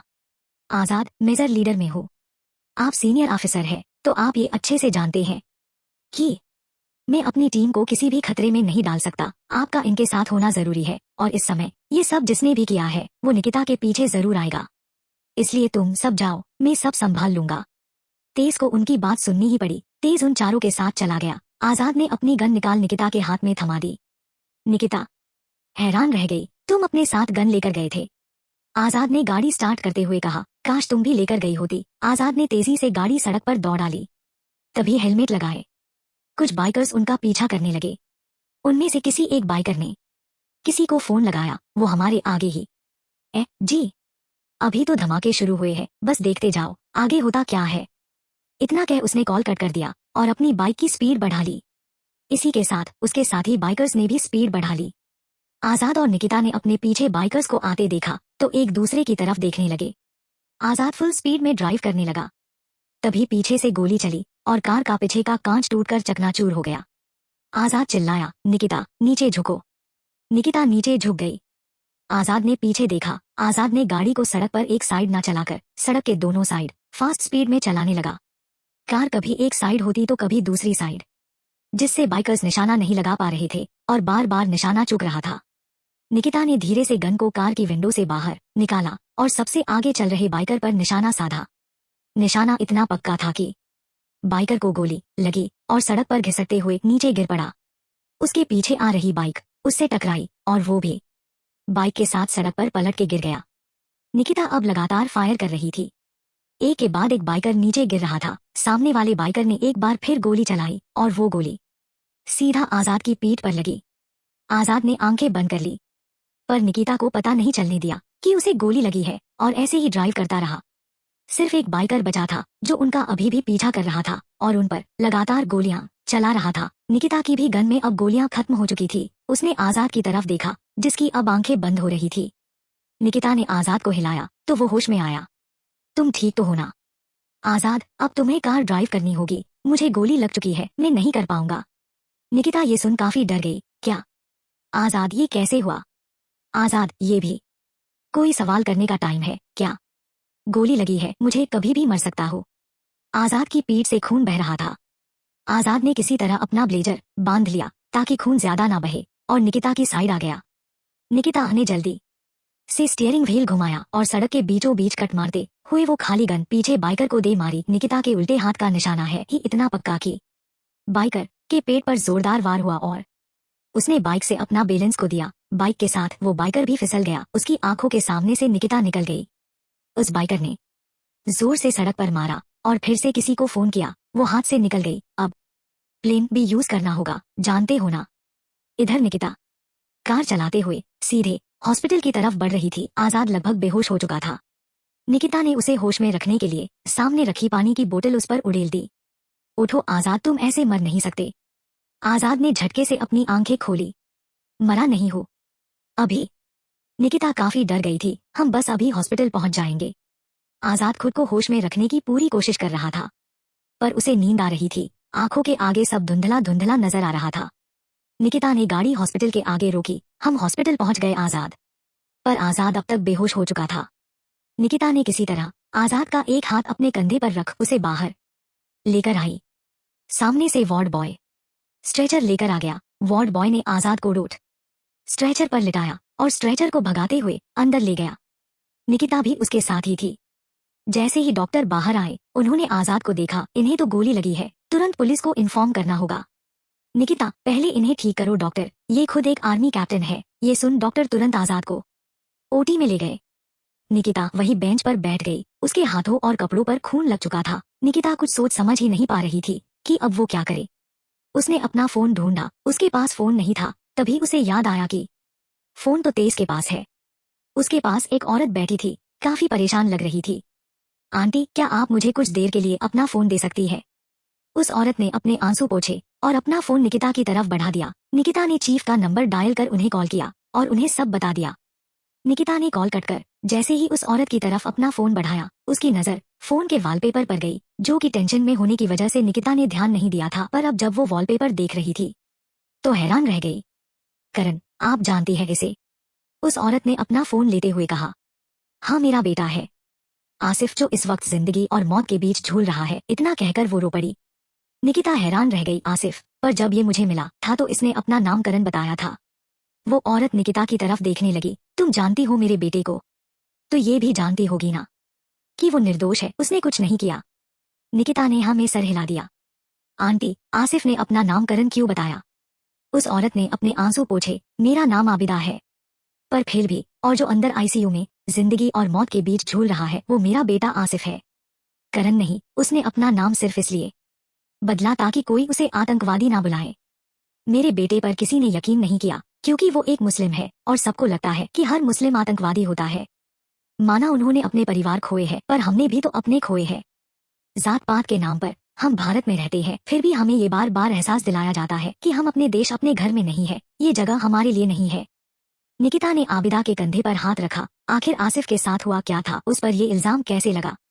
आबिदा ने अपने आंसू साफ किए। वो मनहुष्ट दिन में कभी नहीं भूल सकती। मेरा बेटा ये कहकर निकला था कि अम्मी मैं विदेशी टूरिस्ट को करोल बाग का दौरा करवा कुछ पैसे कमा कर लाऊंगा और आते ही आपके हाथ में रख दूंगा। मेरे शौहर वाहिद ने उसे मना भी किया पर उसने हमारी एक भी ना सुनी। उसी दिन करोल बाग पर आतंकवादियों ने हमला कर दिया। बहुत बड़ा बॉम्ब ब्लास्ट हुआ जिसमें काफी लोग मारे गए। किस्मत से मेरा बच्चा बच गया। उसने उन लोगों को देख लिया था। आसिफ उन्हें पकड़ने के लिए भागा। उसे भागते देख पुलिस ने उसे पकड़ लिया। पुलिस ने उसकी एक भी ना सुनी और उसे आतंकवादी करार दे दिया गया। जो लोग उस ब्लास्ट में मारे गए थे उन लोगों के परिवार वालों ने हम मर लाठियों और पत्थरों से हमला कर दिया। मेरे शौहर को बुरी तरह पीटा गया जिससे उनकी मौत हो गई। इतना कह वो फफक पड़ी। निकिता की भी आंखें नम हो चुकी थी। जब पुलिस को पता चला मेरा बेटा निर्दोष है तो बिना किसी सामाजिक माफी के उसे छोड़ दिया, पर लोगों के बीच तो वो अब एक आतंकवादी था। अगर वो अपना नाम ना बदलता तो शायद वो उन लोगों से बच ना पाता। पर वो आज बहुत खुश होकर किसी से मिलने गया था, पर जब वो वापस लौटा तो बहुत दुखी लग रहा था और काफी डरा हुआ भी। उसने मुझसे कहा कि अब हम यहाँ नहीं रहेंगे, शहर बदल लेंगे। सिर्फ मैंने उन्हें देखा है इसलिए वो लोग मुझे मार देना चाहते हैं। तभी जबरदस्ती कुछ लोग घर में घुस आए और मेरे बच्चे को बहुत पीटा। मैंने उनके हाथ जोड़े, पैर भी पकड़े, पर फिर भी नहीं रुके। वो आसिफ को तब तक मारते रहे जब तक कि उसका पूरा शरीर खून से लथपथ ना हो गया हो। अगर मेरे पड़ोसी मेरी मदद ना करते तो शायद वो लोग मेरे बच्चे को मार डालते। ये कह वो रोने लगी। निकिता आप चिंता मत कीजिए, कुछ नहीं होगा, सब ठीक हो जाएगा। अल्लाह पर भरोसा रखिए, वो अपने नेक बंदों की हमेशा मदद करते हैं। आबिदा अपने आंसू पोंछते हुए, तुम भी मुस्लिम हो क्या? निकिता नहीं। ये सुन आबिदा निकिता की तरफ देखने लगी। निकिता मेरा नाम निकिता है। तुम एक हिंदू हो पर तुमने अल्लाह का नाम कैसे लिया? निकिता अल्लाह कह लो या भगवान या चर्च के ईसा मसीह या सिखों के गुरु नानक, जिसने हमें बनाया है वो हम में भेदभाव नहीं करता। तो हम कौन होते हैं उनमें भेदभाव करने वाले? हिंदू मुस्लिम सिख ईसाई होने से पहले हम इंसान हैं और उसी इंसानियत के लिए कहती हूँ मैं हमेशा आपके साथ हूँ। दुनिया के सामने हम आसिफ को बेगुनाह साबित कर रहेंगे, ये मेरा वादा है आपसे। आबिदा ने निकिता के सर पे हाथ फेरा। काश सब तुम्हारे जैसे होते तो मेरे शौहर आज जिंदा होते। तभी आईसीयू से डॉक्टर बाहर आया। पेशेंट अब ठीक है, उसे होश आ चुका है, आप उससे मिल सकती है। आबिदा ने निकिता को गले लगाया। शुक्रिया तुम्हारा, इतना कह वो आईसीयू की तरफ बढ़ गई। निकिता अब आजाद के लिए परेशान हो रही थी। काफी देर हो गई थी और अब तक डॉक्टर ओटी से बाहर नहीं आए। निकिता को बहुत ज्यादा टेंशन हो रही थी। आजाद को कुछ नहीं होना चाहिए, वो मुझे बचाने के लिए इतना सब कर रहा था और मैं उससे ही सब छुपा रही थी। भगवान बस एक बार उन्हें बचा लो, इस बार मैं सब उन्हें बता दूंगी, प्लीज उन्हें बचा लो। निकिता की आंखें नम हो चुकी थी। चैप्टर 29। निकिता अभी भी बेंच पर बैठी डॉक्टर के बाहर आने का इंतजार कर रही थी। तभी चीफ वहां आ गए। चीफ ने निकिता के कंधे पर हाथ रख उसे हौसला देते हुए कहा, सब ठीक हो जाएगा। निकिता ने हाँ में सर हिला दिया। कुछ देर डॉक्टर बाहर आए। पेशेंट बाल बाल बच गया है, गोली उसकी स्पाइनल कॉर्ड में नहीं लगी, नहीं तो शायद पूरी जिंदगी भर के लिए अपाहिज हो जाते। निकिता और चीफ ये सुन परेशान हो गए। चीफ अब कैप्टन कैसा है? डॉक्टर अभी तो हमने उनकी जान बचा ली है, कुछ देर में उन्हें होश आ जाएगा, आप उन्हें मिल सकते हैं। इतना कह डॉक्टर वहां से चला गया। चीफ तुम्हारा यहाँ रहना बिल्कुल भी सेफ नहीं है। आज तुम पर जिस तरह से हमले हुए हैं उससे एक बात तो पक्की हो गई है, वो लोग अभी भी तुम्हें टारगेट कर रहे हैं। निकिता वो मुझे टारगेट नहीं कर रही है, वो पूरी रॉ को टारगेट कर रही है। बस उनका पहला टारगेट मैं हूँ। मैं टारगेट बनी रहूं, इस वक्त यही अच्छा है। कम से कम इसी बहाने मुलाकात तो हो जाएगी। चीफ को कुछ भी समझ नहीं आ रहा था। तुम कोई कोड वर्ड में बात कर रही हो, वो लोग तुम्हें इनायत समझ रही हैं, इसलिए तुम्हें टारगेट कर रही हैं। अब तक जितने भी हमले हुए हैं तुम पर ही हुए हैं ना? निकिता कुछ सोचती है। मुझे क्या लगता है चीफ अंकल, वो मेरे थ्रू गाजा को टारगेट कर रही है। अब तक गाजा ने हमें कुछ भी नहीं बताया है, पर अगर गाजा इतना खतरनाक आतंकवादी है तो उसे हर एक आतंकवादी के बारे में पता होगा। अगर उसने कुछ भी बोल दिया तो इसमें सबसे ज्यादा नुकसान मोहम्मद का ही होगा। मैं चाहे इनायत हो या निकिता, मुझे मार देने से उसे क्या मिल जाएगा? वो बस मेरे जरिए गाजा तक पहुंचना चाहता है। चीफ, गाजा हमारी कस्टडी में है, ये बात बिल्कुल सही है। जिहाद के नाम पर वो किसी की जान ले सकता है तो अपनी जान देने के लिए भी तैयार है। कोई फायदा नहीं है उसे 3rd डिग्री टॉर्चर देने का। वो अपना मुंह नहीं खोलेगा। निकिता कुछ सोचने लगी, तभी नर्स बाहर आई। पेशेंट को होश आ चुका है, वो आपसे मिलना चाहते हैं। चीफ और निकिता ये सुन अंदर चले गए। आजाद सामने बेड पर आंखें बंद किए लेटा था। निकिता और चीफ भी उसके पास आकर बैठ गए। आजाद ने अपनी आंखें खोली और निकिता की तरफ देखते हुए कहा, तुम ठीक हो? और फिर चीफ की तरफ मुड़ा। चीफ, आप क्यों इतने परेशान हो रहे हो? मुझे पहले भी गोली लगी है, ये कोई पहली बार तो है नहीं। वैसे भी मैं इतनी आसानी से नहीं मरने वाला। चीफ, पता है, इसलिए टेंशन होती है। कैप्टन, कभी कभी खुद की परवाह कर लेनी चाहिए। वैसे भी आज तक तुम जितने भी मिशन पर गए हो, बिना गोली खाए तो आज तक लौटे नहीं। निकिता, नहीं चीफ अंकल, आजाद सर जल्द जल्द यमराज से मिलना चाहते हैं, इसलिए बार बार ट्राई करते रहते हैं। कभी ना कभी तो नंबर लग ही जाएगा। निकिता ने एक फेक स्माइल दी। आजाद सर बोलकर इंसल्ट तो मत करो कम से कम, और अगर इंसल्ट करनी ही है तो सीधे सीधे करो। चीफ, निकिता, आजाद अभी ये सब नहीं। निकिता ने हाँ में सर हिला दिया। मुझे कुछ बताना था। आजाद निकिता की तरफ देखने लगा। बोलो। निकिता, मैंने तुमसे बहुत कुछ छुपाया है और बहुत कुछ है जो मैं तुम्हें बताना चाहती हूँ। आजाद, पता है मुझे, तुम मुझसे बहुत कुछ छुपाती हो, पर अभी मैं तुमसे कुछ नहीं पूछना चाहता। जब मुझे लगेगा तो मैं तुमसे खुद पूछ लूंगा। कुछ चीजें ऐसी होती है जिसके बारे में हम किसी को ना बताएं तो ही अच्छा होता है। हम यहाँ पर किसी पर भी भरोसा नहीं कर सकते, ना तुम मुझ पर और ना ही तुम पर। तुम्हें विश्वास ना हो तो चीफ से पूछ लो। चीफ मुस्कुराए। कहीं ना कहीं आजाद बिल्कुल सही है। मैं सच बोलूंगा, मुझे अपने अलावा किसी भी ऑफिसर पर विश्वास नहीं है। हमारे बीच गद्दार बहुत है। वो किस रूप में है, किस चेहरे के साथ है, हमें कुछ नहीं पता। अगर हमें खुद को उन गद्दारों से बचाना है तो सही यही रहेगा कि जरूरत पड़ने पर ही हम अपनी बातें अपनी टीम के साथ शेयर करें। तुम्हारी टीम को ही देख लो। निकिता हैरानी से चीफ को देख रही थी। तेज, जो कि अभी अभी तुम्हारी टीम में आया है, मुझे पूरा विश्वास है वो अभी तुम में से किसी भी टीम मेंबर के साथ अपनी कोई इन्फॉर्मेशन शेयर नहीं करेगा, ना ही तुम में से कोई, क्योंकि इतनी जल्दी हमारी फील्ड में किसी पर भी भरोसा करना मुमकिन नहीं है। निकिता, अगर आप लोग कह रहे तो मैं कुछ नहीं बताऊंगी, पर उसके बाद मुझ पर कोई नहीं चिल्लाएगा कि इतनी इम्पोर्टेंट बात मैंने किसी को बताई नहीं। आजाद, ये सुन, अगर सच में इम्पोर्टेंट है तो बता दो। निकिता ने अपनी पलकें झपकाई और ना में सर हिला दिया। अभी के लिए मैं जा रही हूँ गाजा से मिलने। इतना कह वो उठ खड़ी हुई। आजाद और चीफ उसे हैरानी से देख रहे थे। निकिता, मैं कुछ नहीं बताऊंगी। इतना कह वो चली गई। चीफ, निकिता कुछ ऐसा ना करे जिससे हमें खतरा हो। आजाद ने अपनी आंखें बंद कर ली। उसके दिमाग में कुछ खुरापात चल रही है। मैंने क्यों बोला उसे कुछ ना बोलने के लिए? मैं ही बेवकूफ हूँ, ये जानते हुए भी कि अगर वो कुछ छुपा रही है तो कुछ सीरियस ही होगा। आजाद ने चीफ की तरफ देखा। अब कुछ नहीं कर सकते। निकिता जाने से पहले आसिफ से मिली। आसिफ, करण उसे देख हैरान था। निकिता आसिफ के पास आकर बैठ गई। ये जो हालत हुई है ना तुम्हारे चुप रहने की वजह से ही हुई है।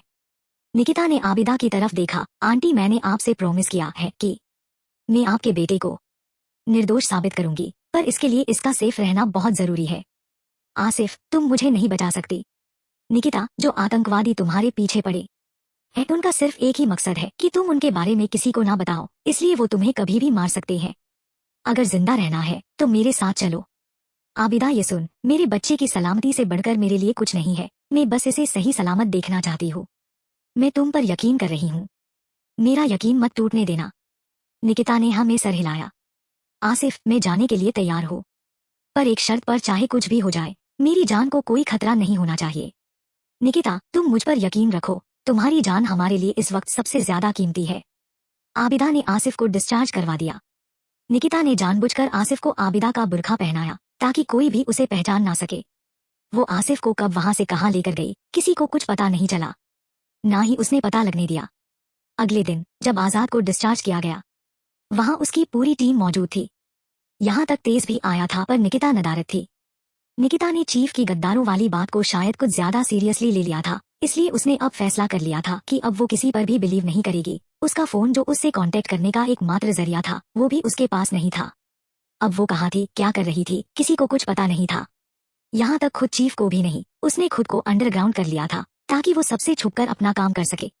आजाद जानता था कि निकिता कुछ बड़ा करने वाली है, पर क्या, इस बारे में उसे कुछ भी नहीं पता था। तेज और बाकियों ने निकिता के बारे में काफी पूछा, पर आजाद और चीफ ने उन्हें कुछ नहीं बताया। 2 दिन बीत गए। अब आजाद भी लगभग ठीक हो चुका था, पर निकिता का कुछ पता नहीं था वो कहाँ है, कैसी है। अब तो आजाद को भी टेंशन होने लगी थी। पर हैरानी की बात ये थी कि इन 2 दिनों में कोई आतंकवादी घटना नहीं हुई, बल्कि सब काफी शांत था। आखिर कहाँ गई निकिता? निकिता आगे ऐसा भी क्या करने वाली है जिसके लिए उसे खुद को सबसे दूर करना पड़ा? कहीं कुछ ऐसा तो नहीं जो मोहम्मद तक निकिता को पहुंचा दे, या मोहम्मद खुद निकिता तक पहुंचे? अब कुछ भी हो सकता है। चैप्टर 30। एक घर जो कि थोड़ा पुराना टूटा फूटा था, जिसे देखकर साफ लग रहा था कि यहाँ कई सालों से कोई नहीं रहता। कुछ आतंकवादियों को वहां बांधा गया था। वो गिनती के 4 थे, पर उन्हें देखकर ऐसा लग रहा था किसी ने उन्हें बहुत बुरी तरह पीटा है। सामने आसिफ हंस रहा था, उसके सामने निकिता अपने चेहरे पर मास्क लगाए बैठी उसे कुछ जोक्स सुना रही थी, और वो चारों आतंकवादी छूटने की कोशिश कर रहे थे। आसिफ ने उन चारों की तरफ देखा। इन चारों ने मेरी अच्छी खासी लाइफ को छीन मुझे आतंकवादी बना दिया। इतनी आसानी से इन्हें बिल्कुल मत छोड़ना। निकिता मुस्कुराते हुए, तुम चिंता मत करो, इस बार मैंने सीधी ऊपर की टिकट कटवाई है इन सब के लिए। देखते हैं इन्हें अल्लाह जन्नत अदा करता है या दोजख। वो चारों एक दूसरे की तरफ देखने लगे। उनमें से एक, जिसका नाम उस्मान था, वो गुस्से में चिल्लाया, तुम हमारे ही अड्डे पर आकर हमें ही धमकी दे रही है। हम जिहादी है, हम वो ही करते हैं जिसके लिए अल्लाह ने हमें चुना है। तुम जैसे लोग जो हमारे खुदा, हमारे अल्लाह, हमारे धर्म का अपमान करते हैं, हम उन्हें उनकी सजा देते हैं। निकिता मुस्कुराई, क्या बात है। आसिफ ने ताली बजाई। बेवकूफ लोग जिहाद के नाम पर लोगों की जान लेकर ये सोचते हैं कि जन्नत में जाएंगे। जन्नत तो दूर, जन्नत के दरवाजे पर ना खड़ा करे इन्हें। निकिता उस्मान के पास आई। मैंने कुरान ना पढ़ा हो, पर इतना जानती हो अल्लाह कभी नहीं चाहेगा कि तुम अपने धर्म के लिए दूसरे धर्म के लोगों को मारो। ये जिहाद नहीं, हिंसा होती है। उस्मान ने निकिता को घूरा।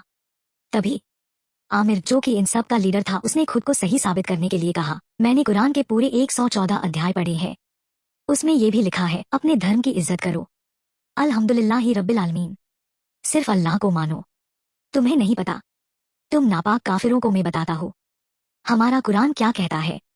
निकिता वही आसिफ के पास बैठ गई। चलो बताओ। उस्मान और आमिर के साथ वो दोनों आतंकवादी हंसे।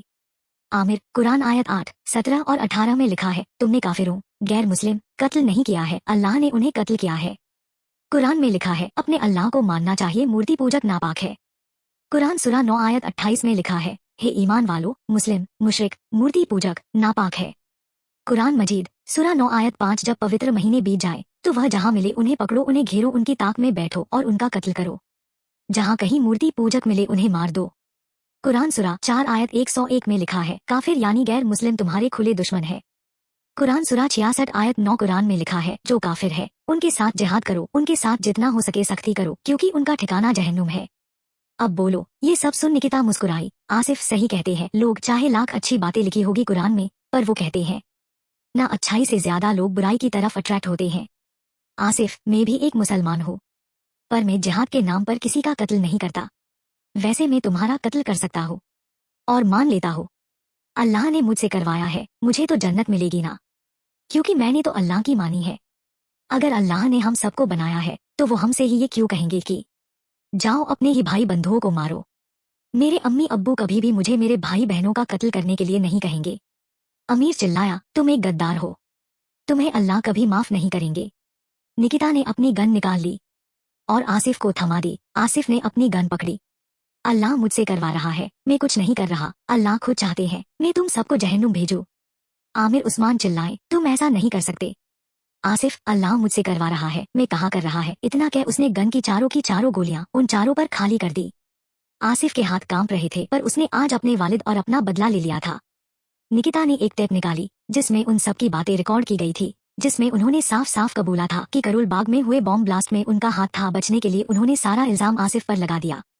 निकिता, इस टेप को हम पुलिस नहीं मीडिया को सौंपेंगे, ताकि तुम्हारे ऊपर से ये आतंकवादी होने का ये तमगा हट जाए।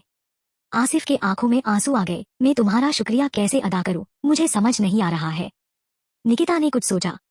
मेरे लिए एक काम करो। आसिफ खुश हो गया। क्या? निकिता ने एक चिट्ठी निकाली, इसे आजाद को दे देना, अगर वो कोई सवाल करे तो उसे कुछ मत बताना, और चिट्ठी पकड़ाते ही वहां से फुर्ती से भाग जाना, नहीं तो हो सकता है कि आजाद तुम्हें पकड़ ले। आसिफ ने चिट्ठी ले ली। ये आजाद वही है ना जो उस दिन पब में मुझे जाने नहीं दे रहा था। निकिता ने हाँ में सर हिलाया। काम हो जाएगा, इतना कह आसिफ वहां से चला गया। निकिता ने वो टेप किसी तरह इंडिया के सबसे बड़े न्यूज चैनल तक पहुंचा दी, जिसे सब लोग आमतौर पर सब देखना पसंद करते थे। आसिफ निकिता का नाम लेकर सीजीओ कॉम्प्लेक्स में एंटर हुआ। जहां आजाद पूरी टीम के साथ निकिता का पता करने के लिए लगा हुआ था। आसिफ सामने से आते तेज से टकरा गया। तेज ने उसे देखते ही पहचान लिया। तुम वही उस दिन पब वाले लड़के हो ना? करण। आसिफ थोड़ा घबरा गया। मुझे आजाद से मिलना है। ये सुन तेज को उस पर शक हो गया, क्योंकि इस नाम से तो सिर्फ निकिता ही आजाद को बुलाती थी। तेज ने करण पर गन तान दी। बताओ निकिता कहाँ है? आसिफ डरते हुए, मेरी गर्लफ्रेंड है तो मेरे पास ही होगी ना। 2 दिन से मेरे साथ ही है, उसी ने मुझे आजाद से मिलने के लिए कहा है। तेज ये सुन, कहाँ है वो इस वक्त? आसिफ, मैं सिर्फ आजाद को बताऊंगा। तभी आजाद भी वहां आ गया। आजाद को देख तेज ने अपनी गन नीचे कर ली। लो आ गया आजाद, अब बताओ निकिता कहाँ है? आजाद ने करण को देखा। मतलब निकिता पिछले 2 दिन से तुम्हारे साथ थी। आसिफ ने अपनी जीन्स की जेब से चिट्ठी निकाली और आजाद के हाथ में थमाते ही वहां से भाग खड़ा हुआ। तेज उसके पीछे भागा तो आजाद ने उसे रोक दिया। सबकी नजर उस चिट्ठी पर ही थी।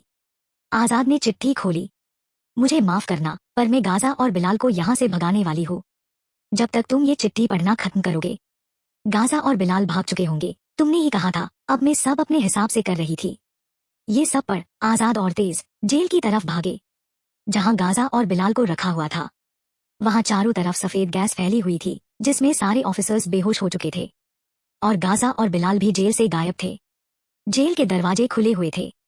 आजाद बहुत गुस्से में था, जबकि तेज बिल्कुल हैरान। उसने कभी भी नहीं सोचा था वो मासूम सी दिखने वाली निकिता ऐसा भी कुछ कर सकती है। आजाद और चीफ अपनी टीम और चीफ के पास आए और उन्हें सब बता दिया। चीफ ने अपना सर पकड़ लिया। आखिर ये लड़की करना क्या चाहती है? तभी सामने रखे टीवी पर आसिफ की न्यूज आ रही थी। एंकर आसिफ की तस्वीरें दिखा रहा था और करोल बाग की घटना का वर्णन कर रहा था। आसिफ की तस्वीर देख वो सब हैरान थे। तेज, ये आसिफ है? मतलब इतने दिनों से निकिता हमसे कितना कुछ छुपा रही थी। आजाद, बताने की कोशिश तो की थी। सब आजाद की तरफ देखने लगे। तभी वो न्यूज एंकर टेप प्ले करने लगा, जिसमें निकिता, आसिफ और उन सब आतंकवादियों की आवाज साफ सुनाई दे रही थी।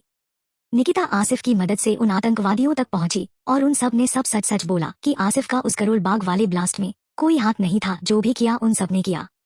इन सब में भी निकिता ने अपनी आइडेंटिटी रिवील नहीं होने दी। उसने सब कुछ इतना सफाई से किया था कि किसी को कुछ भी उसके बारे में पता नहीं चला। सब हक्का बक्का शोक में न्यूज देख रहे थे। शौर्य, हमें निकिता को ढूंढना होगा। उसने गाजा और बिलाल को छुड़वा दिया है, अब क्या होगा? शिवानी, जो भी होगा देखा जाएगा। जिया, निकिता कुछ तो सोच रही है, बस हमें ही पता नहीं है। विनय ने आजाद और चीफ की तरफ देखा। जब वो अकेले ही सब कर सकती है तो हम यहाँ क्यों हैं? विनय काफी गुस्से में लग रहा था। किसी ने विनय को पहले इतने गुस्से में नहीं देखा था। विनय ने खुद को शांत किया। अब अगर गाजा मोहम्मद तक पहुंच गया तो? या फिर निकिता कुछ सोच रही है जो वो हमें बता नहीं सकती। गाजा को लेकर गई तो है, बिलाल को भी ले गई। उसे हम पर थोड़ा भी विश्वास नहीं है। तेज ने विनय के कंधे पर हाथ रखा। हमारे बीच गद्दार है विनय। ये सुन विनय हैरानी से तेज की तरफ देखने लगा। मतलब? तेज, मुझे खबर मिली थी कि मोहम्मद से जुड़े कुछ आतंकी अब रॉ का हिस्सा है और शायद हमारी टीम का भी। इसलिए मैंने भी अपनी टीम से बहुत कुछ छुपाया है। मुझे स्पेशली इस टीम में भेजा था ताकि मैं असली गद्दार को पहचान सकूं। चीफ ने तेज की तरफ देखा। ये तो मुझे पहले ही पता था, पर मैंने तुम सबसे छुपाया। तेज, मैं तुम सबके साथ रहकर तुम सबकी हर एक बात नोटिस करता और ऊपर के ऑफिसर को बताता। मेरा पहला शक निकिता पर ही था, क्योंकि तुम सब किसी ना किसी फील्ड से आए। तो कोई आर्मी में था तो कोई पुलिस में, पर निकिता ही एक थी जो एक आम इंसान थी। और आम इंसान आराम से कुछ पैसों से या इमोशनली बेवकूफ बनाया जा सकता है। शायद निकिता ही वो गद्दार है जिसे मैं ढूंढ रहा था। तभी तो उसने गाजा और बिलाल को छुड़वा लिया। आजाद, निकिता गद्दार नहीं हो सकती। मुझे नहीं लगता ऐसा कुछ है। तेज, लीडर आप दिल से सोच रही हैं, दिमाग से सोचेंगे तो आपको सब नजर आएगा। चीफ भी इस बात को मानने के लिए तैयार नहीं थे, क्योंकि उन्होंने खुद निकिता को परखा था और उनका अनुभव कभी झूठ नहीं बोल सकता। यही सोच वो आजाद के साथ खड़े थे। शिवानी भी आजाद की साइड आ गई। मैंने उसके साथ सबसे ज्यादा समय बिताया है। जो अपने देश के लिए अपने परिवार को छोड़ कर आ सकती है वो कभी गद्दार नहीं हो सकती। और इस करण वाले मामले के बारे में उसने मुझे बताया था। जब वो मुझे पब जाने से पहले अपने घर ले गई थी, उसने मुझे किसी को कुछ भी बताने से मना किया था। सब शिवानी की तरफ देखने लगे। शौर्य और विनय को निकिता पर शक हो गया था, इसलिए वो चाहकर भी उस पर विश्वास नहीं कर पा रहे थे। और तेज तो आया ही इसलिए था, वो पहले ही निकिता को गद्दार मान चुका था। अब क्या करने की सोच रही है निकिता? चैप्टर 31। गाजा और बिलाल जैसे ही रॉ से बचकर भागे, वो वहां से सीधा आमिर के पास गए, जो उन्हें बचाकर यहाँ से पाकिस्तान भेज सकता था। पर वो जैसे ही वहां पहुंचे, अंदर का नजारा देख हैरान थे। आमिर, उस्मान, बाकी 2 आतंकवादियों की लाश वहां बिछी हुई थी। आमिर मारा जा चुका था। बिलाल, उस्ताद हमें यहाँ से भागना होगा, ये ट्रैप था। तभी उन दोनों के सर पर पीछे से वार हुआ और वो दोनों बेहोश होकर गिर गए। निकिता ने लोहे की रोड साइड में फेंक दी। जब काम सीधी अंगुली से ना निकले तो अंगुली टेढ़ी करनी पड़ती है। निकिता ने चारों तरफ देखा, चलो मेहनत कुछ तो काम आई। उसे वो दिन याद आ गया जब वो आसिफ को बचाकर ले गई थी। 2 दिन पहले निकिता ने आसिफ को एक सुरक्षित जगह पर छुपा दिया था और अब उसे गाजा से मिलना था। वो वहां से सीधा गाजा से मिलने सीजीओ कॉम्प्लेक्स आई थी। किसी ने उसे नहीं रोका और ना ही कोई सवाल किया, क्योंकि निकिता को सब जानते थे। निकिता गाजा से मिली। गाजा लगभग उसे घूर ही रहा था। तुमने मुझे धोखा दिया, तुम मेरी बहन इनायत नहीं हो, तुम निकिता हो, मैं तुम्हें छोड़ूंगा नहीं। निकिता ने आंखों में झूठे आंसू लाते हुए कहा, मैं इनायत ही हूँ भाईजान, पर मुझे अपनी पहचान बदलनी पड़ी। मुझसे गलती हो गई भाईजान, मुझे माफ कर दो। मैं अब आपसे वादा करती हूँ, आपको इस जेल से बाहर निकालूंगी। गाजा हैरानी से निकिता की तरफ देखने लगा, कैसे भरोसा करूं मैं तुम पर। निकिता ने अपने झूठे आंसू पोंछे। 2 दिन बाद मैं यहाँ वापस आऊंगी, आपको तैयार रहना है, मैं बिलाल को भी बचा लूंगी, तब तो आपको विश्वास हो जाएगा मुझ पर। गाजा को सोच में डाल वो वहां से आ गई। पहले वो आसिफ की मदद से आमिर तक पहुंची, तब उसे पता चला कि आमिर मोहम्मद के बारे में कुछ नहीं जानता है, ना ही कभी मोहम्मद से उसका कोई लेना देना था। वो सिर्फ गाजा के लिए काम करता है और करोल बाग वाला हमला भी उसने गाजा के कहने पर ही किया था।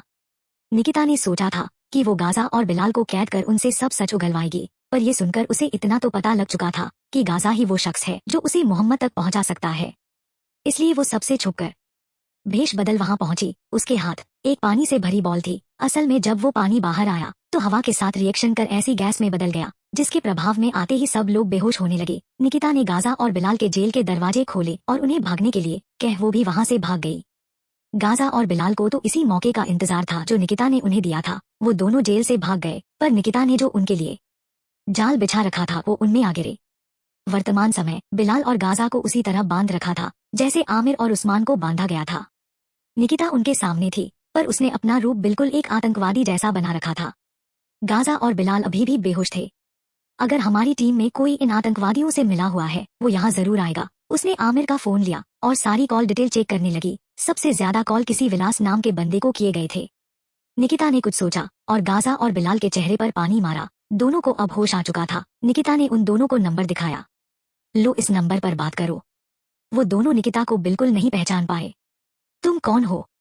गाजा ने सवाल किया, पर निकिता ने जवाब देने की बजाय उन दोनों को शांत रहने के लिए कहा, तुम्हारा शुभचिंतक हो, तुम दोनों की जान बचाई है मैंने इनायत के कहने पर। फिर गाजा की तरफ देखकर, जिस मोहम्मद ने तुम्हें इस आतंकवाद की दुनिया से परिचय करवाया था वो अब तुम्हें मारना चाहता है, क्योंकि तुम दोनों उसके किसी काम के नहीं रहे। अब बात करो। उसने उस नंबर पर कॉल किया। कुछ ही मिनट में किसी ने कॉल उठा लिया। बिलाल ने जैसे ही विलास का नंबर देखा वो चौंक गया। विलास। सामने से एक हैरानी भरी आवाज आई, कौन हो तुम और आमिर के कॉल से मुझे कॉल कर रहे हो? मारे जाओगे। बिलाल, विलास, मैं तेरा भाई बिलाल हूँ। उस्ताद गाजा और हम यहाँ है। तू कहाँ है? विलास कुछ देर लिए चुप हो गया। गाजा हमारी बातें सुन रहा है। निकिता ने उसे इशारे से ना में सर हिलाने के लिए कहा। बिलाल, नहीं। गाजा सब ध्यान से सुन रहा था। विलास, वो रॉ एजेंट निकिता ने तुम्हें क्यों छुड़ाया? अब भागो वहां से। हमें गाजा की कोई जरूरत नहीं है, वो ऐसे भी मरने वाला था। अगर वो आज भागा नहीं होता तो उसके खाने में जहर मिलाने की प्लानिंग कर ली थी मैंने। हमारे आका मोहम्मद ने उसे आतंकवाद की दुनिया का बेताज बादशाह बनाया और वो बेवकूफ पकड़ा गया। गाजा की आंखें गुस्से में लाल हो चुकी थी। अगर उसे बांधा नहीं गया होता तो पता नहीं क्या करता। बिलाल भी हैरान था, तो क्या मुझे भी? विलास, ये सुन, हमारे आका सिर्फ जिहाद के लिए है। अगर मैं तुम्हारी जगह होता तो कब की खुद की जान दे दी होती। आज तुम फिर से बेवकूफ बन गए।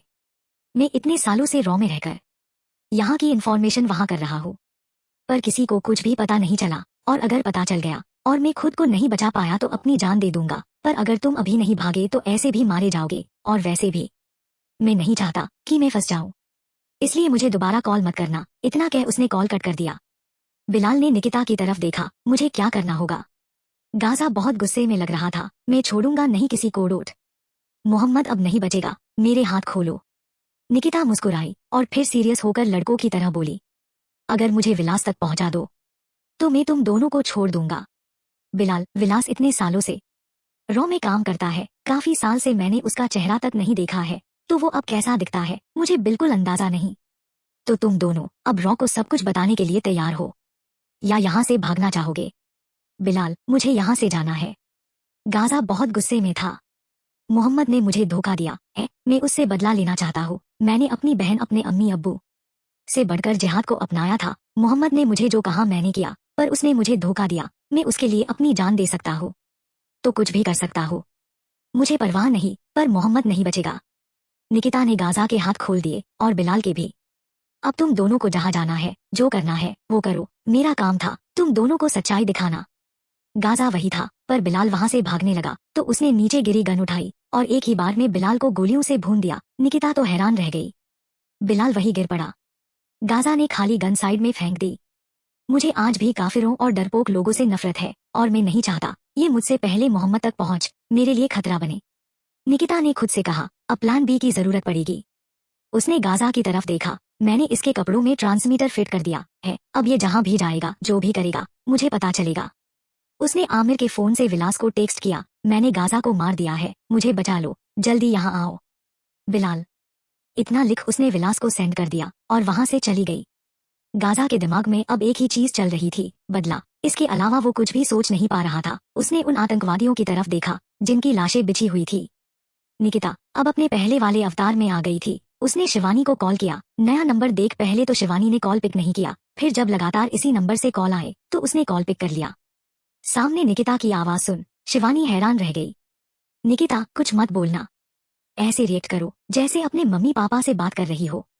शिवानी हंसते हुए, हाँ मम्मी, बोलो। सबने एक बार के लिए शिवानी की तरफ देखा और फिर अपने काम में लग गए। आजाद से बोल कि सबको कहे गाजा मारा गया है। शिवानी हैरानी से, क्यों मम्मी? फिर कुछ सोच। ओके, इतना कह उसने कॉल कट कर दिया। उसने आजाद को साइड कर उसे गाजा के मरने की खबर दी। क्या?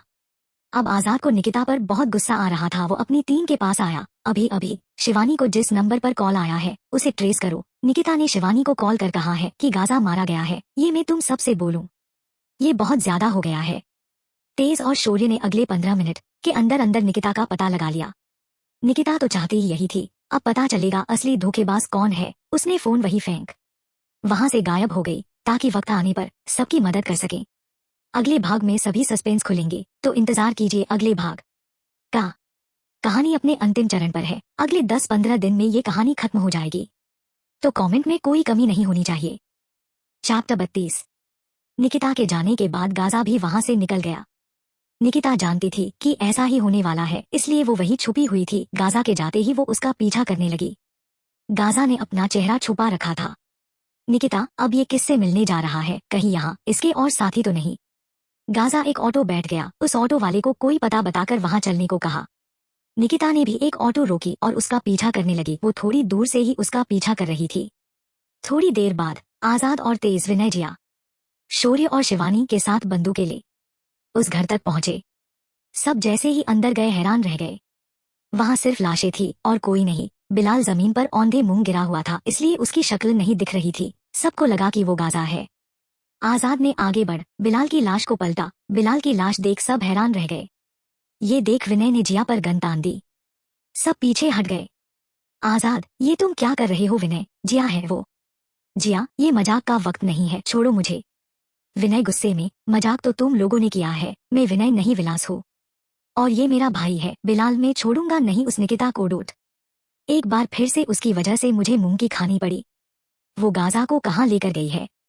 ये सुन सब हैरान थे। सबसे बड़ा झटका तो तेज को लगा था। वो इतने वक्त निकिता के पीछे पड़ा रहा और असली गद्दार उनकी आंखों के सामने रहकर भी बचता रहा। तेज, देखो, छोड़ो जिया को, मारे जाओगे नहीं तो। विनय, बिल्कुल नहीं, मैंने रॉ में जगह बनाई, सबका विश्वास जीता, फिर भी सबसे पहले इस कैप्टन ने मुझे मिशन से अलग कर दिया। मैं कुछ ना कर सका। किसी तरह निकिता के जरिए मैंने गाजा तक सारी खबरें पहुंचाई। मैंने ही पूरी टीम की जानकारी उस तक पहुंचाई ताकि वो शौर्य, शिवानी, जिया और मुझ तक पहुंच सके।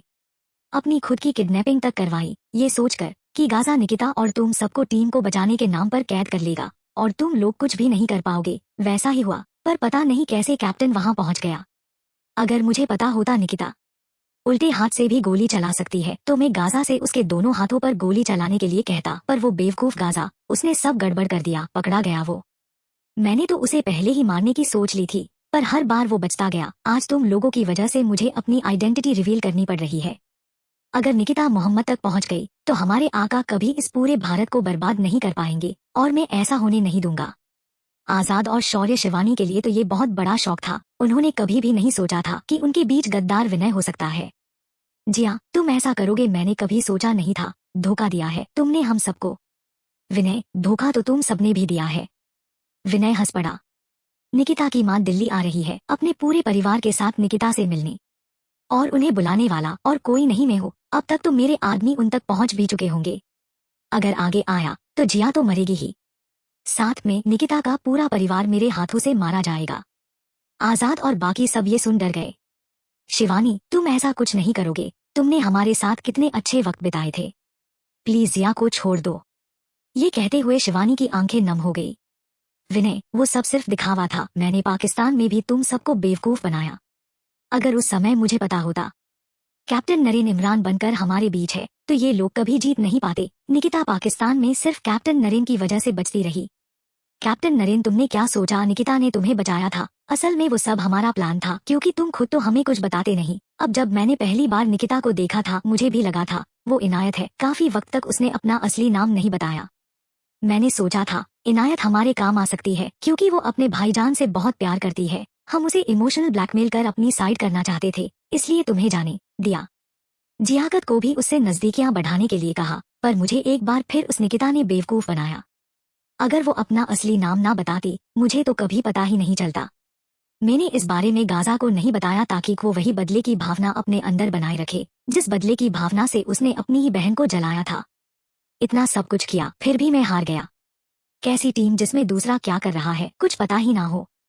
अगर निकिता और कैप्टन सबसे सब छुपाते नहीं तो तुम में से कोई भी आज जिंदा ना होता। विनय ने नफरत से कहा। पर अब मैंने दूसरों पर छोड़ने की बजाय सब खुद के हाथ में ले लिया है। कोई नहीं बचेगा अब। बचा सको तो बचा लो। तेज आगे बढ़ा। तेज को आगे आते देख विनय ने चिल्लाते हुए कहा, एक कदम भी आगे मत बढ़ना वरना जिया तो मरेगी ही, साथ में निकिता का परिवार भी मरेगा। कोई मेरे पीछे नहीं आएगा। आजाद, तुम पर मुझे भरोसा ही नहीं करना चाहिए था। विनय के चेहरे पर शैतानी मुस्कान आ गई। विनय, जिया पर गन तान वहां से निकल गया। शौर्य, हमारे पास कोई रास्ता नहीं है। आजाद, हमें हार मान लेनी चाहिए, नहीं तो जिया के साथ निकिता के बेगुनाह मम्मी पापा और उसका छोटा भाई मारे जाएंगे। शिवानी, हाँ मैं नहीं चाहती कि हमारी वजह से कोई बेगुनाह मारा जाए। तेज, लीडर हम हार नहीं मान सकते। आजाद, ये गलती मेरी ही है। मैंने उस समय क्यों नहीं सोचा कि आखिर गाजा को कैसे पता चला कि शौर्य जिया शिवानी और विनय कहा है, क्योंकि मेरे अलावा इन चारों के बारे में कोई नहीं जानता था। मुझे उसी समय समझ जाना चाहिए था कि हमारी टीम में से कोई उस तक खबर पहुंचा रहा है। अब जो भी होगा मैं देखूंगा। निकिता को फोन लगाओ। गाजा को हम अभी विनय को सौंप सबको बचा लेंगे।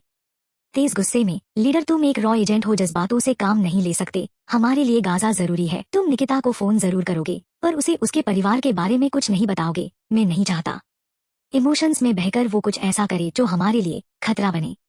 पर उन दोनों को कहाँ पता था कि यहाँ कैमरा लगे हुए हैं जो आमिर के फोन से कनेक्टेड थे, जो कि अब निकिता के पास था, ताकि यहाँ जो हो वो देख पाए।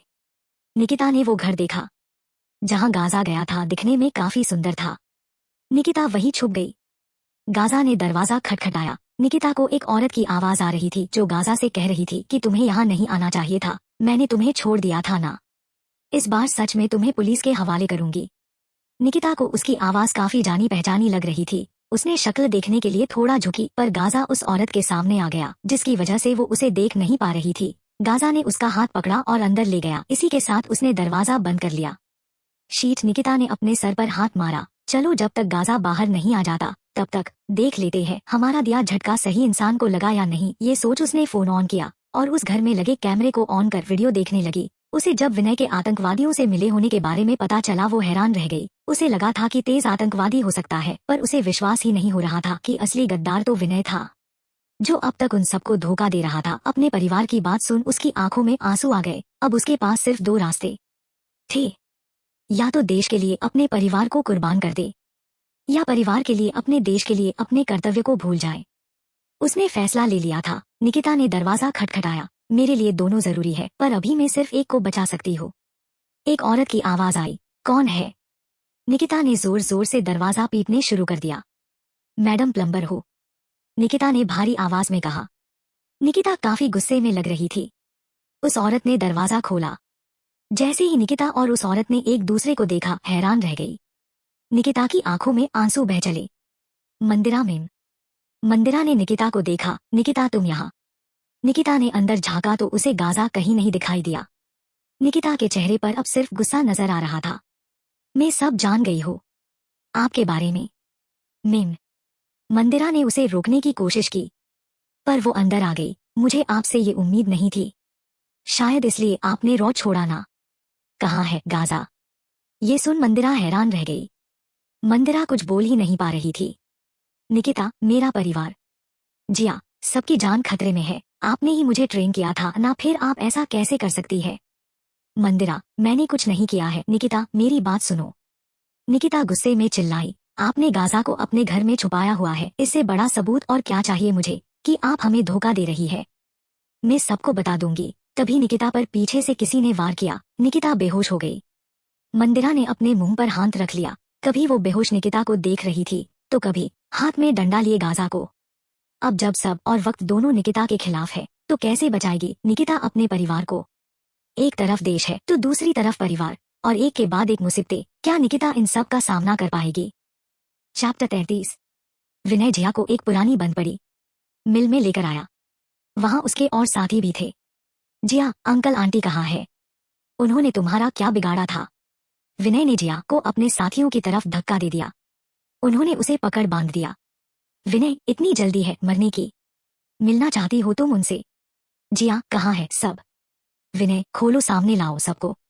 ऊपर से एक कांच का बहुत बड़ा कंटेनर जिसे लटका रखा था नीचे आया। उस कांच के कंटेनर में सब साफ साफ दिख रहा था। जमुना जगत और निखिल को बांधा हुआ था। वो चीख रहे थे पर उनकी आवाज बाहर तक नहीं आ रही थी। विनय, अभी तो ऑक्सीजन है अंदर, पर कब तक? जैसे ही ऑक्सीजन खत्म, धीरे धीरे कर सबका दम घुटने लगेगा। और ये कह वो हंसने लगा। जमुना को तो समझ ही नहीं आ रहा था उसे यहाँ क्यों बांधा गया है। उसकी बेटी कहाँ है जिसके लिए वो यहाँ आई थी? जगत, हमें यहाँ से किसी तरह निकलना होगा। हमें यहाँ फंसाया गया है। जमुना, कैसे? ये चारों तरफ से बंद है। और मेरी बेटी कहाँ है? मुझे बहुत चिंता हो रही है उसकी। निखिल ने तो रोना ही शुरू कर दिया था तो बच्चा ही। विनय, टाइम बॉम्ब लाओ जरा। उसका एक साथी एक बैग लेकर आया। विनय जिया को देख मुस्कुराया। जिया काफी डर गई थी। तभी पीछे से किसी ने उसके मुंह पर टैप बांध दी। अब जिया कुछ भी बोल नहीं पा रही थी। विनय ने सावधानी से टाइम बॉम्ब एक जैकेट में लगाया और उस जैकेट को जिया को पहना दिया। जिया ने डर के मारे अपनी आंखें बंद कर ली। विनय ने टाइम बॉम्ब का टाइमर सेट किया। ये हुई ना बात, अब देखते हैं कैसे बचता है तुम्हारा रॉ और तुम। जिया ने ये सुन विनय को घूरा, जैसे ये कहना चाहती हो कि तुम चाहे कितनी भी कोशिश कर लो, कुछ नहीं कर पाओगे। आजाद ने चीफ को इस बारे में खबर दी। अगले ही पल पुलिस, रॉ, एसटीएफ जब सक्रिय हो गई, सब एक साथ मिलकर विनय और निकिता का पता लगाने में जुट गई। कुछ देर बाद निकिता को होश आया, पर वो जानबूझकर बेहोश होने का नाटक करती रही ताकि गाजा और मंदिरा की बातें सुन सके। मंदिरा, आज तुम्हारी वजह से निकिता मुझ पर शक कर रही है। गाजा, मैं बस मोहम्मद से बदला लेना चाहता हूँ। जब तक मैं पाकिस्तान जाकर अपने साथियों को इकट्ठा नहीं कर लेता, तब तक छुपने के लिए मुझे जगह चाहिए थी। तुम्हारे घर से अच्छी जगह नहीं मिलती मुझे। मंदिरा, तुम्हें निकिता को बेहोश नहीं करना चाहिए था। सालों पहले जो गलती मुझसे हुई, आज भी मुझे उसका पछतावा है। काश मैंने उस समय अपने देश का साथ दिया होता तो अब तक तुम्हें फांसी हो चुकी होती। गाजा गुस्से में, मुझे मरने से डर नहीं लगता, मैं जिहाद के लिए अपनी जान भी दे सकता हूँ। मंदिरा, कोई फायदा हुआ? जिस मोहम्मद के लिए तुम अपनी जान देने के लिए तैयार थे, उसी मोहम्मद ने अपना काम निकलने के बाद तुम्हें ही मारना चाहा। तुमने उसके लिए अपने अम्मी अब्बू, अपनी बहन तक को नहीं छोड़ा। आज तुम जिंदा हो तो सिर्फ और सिर्फ निकिता की वजह से। गाजा, मैं खुद को रॉ को सौंप दूंगा, पर अपना बदला लेने के बाद, उसके बाद चाहे मुझे फांसी हो या कुछ।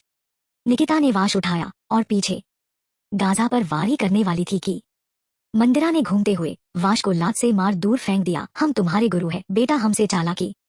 मंदिरा ने निकिता को पकड़ लिया।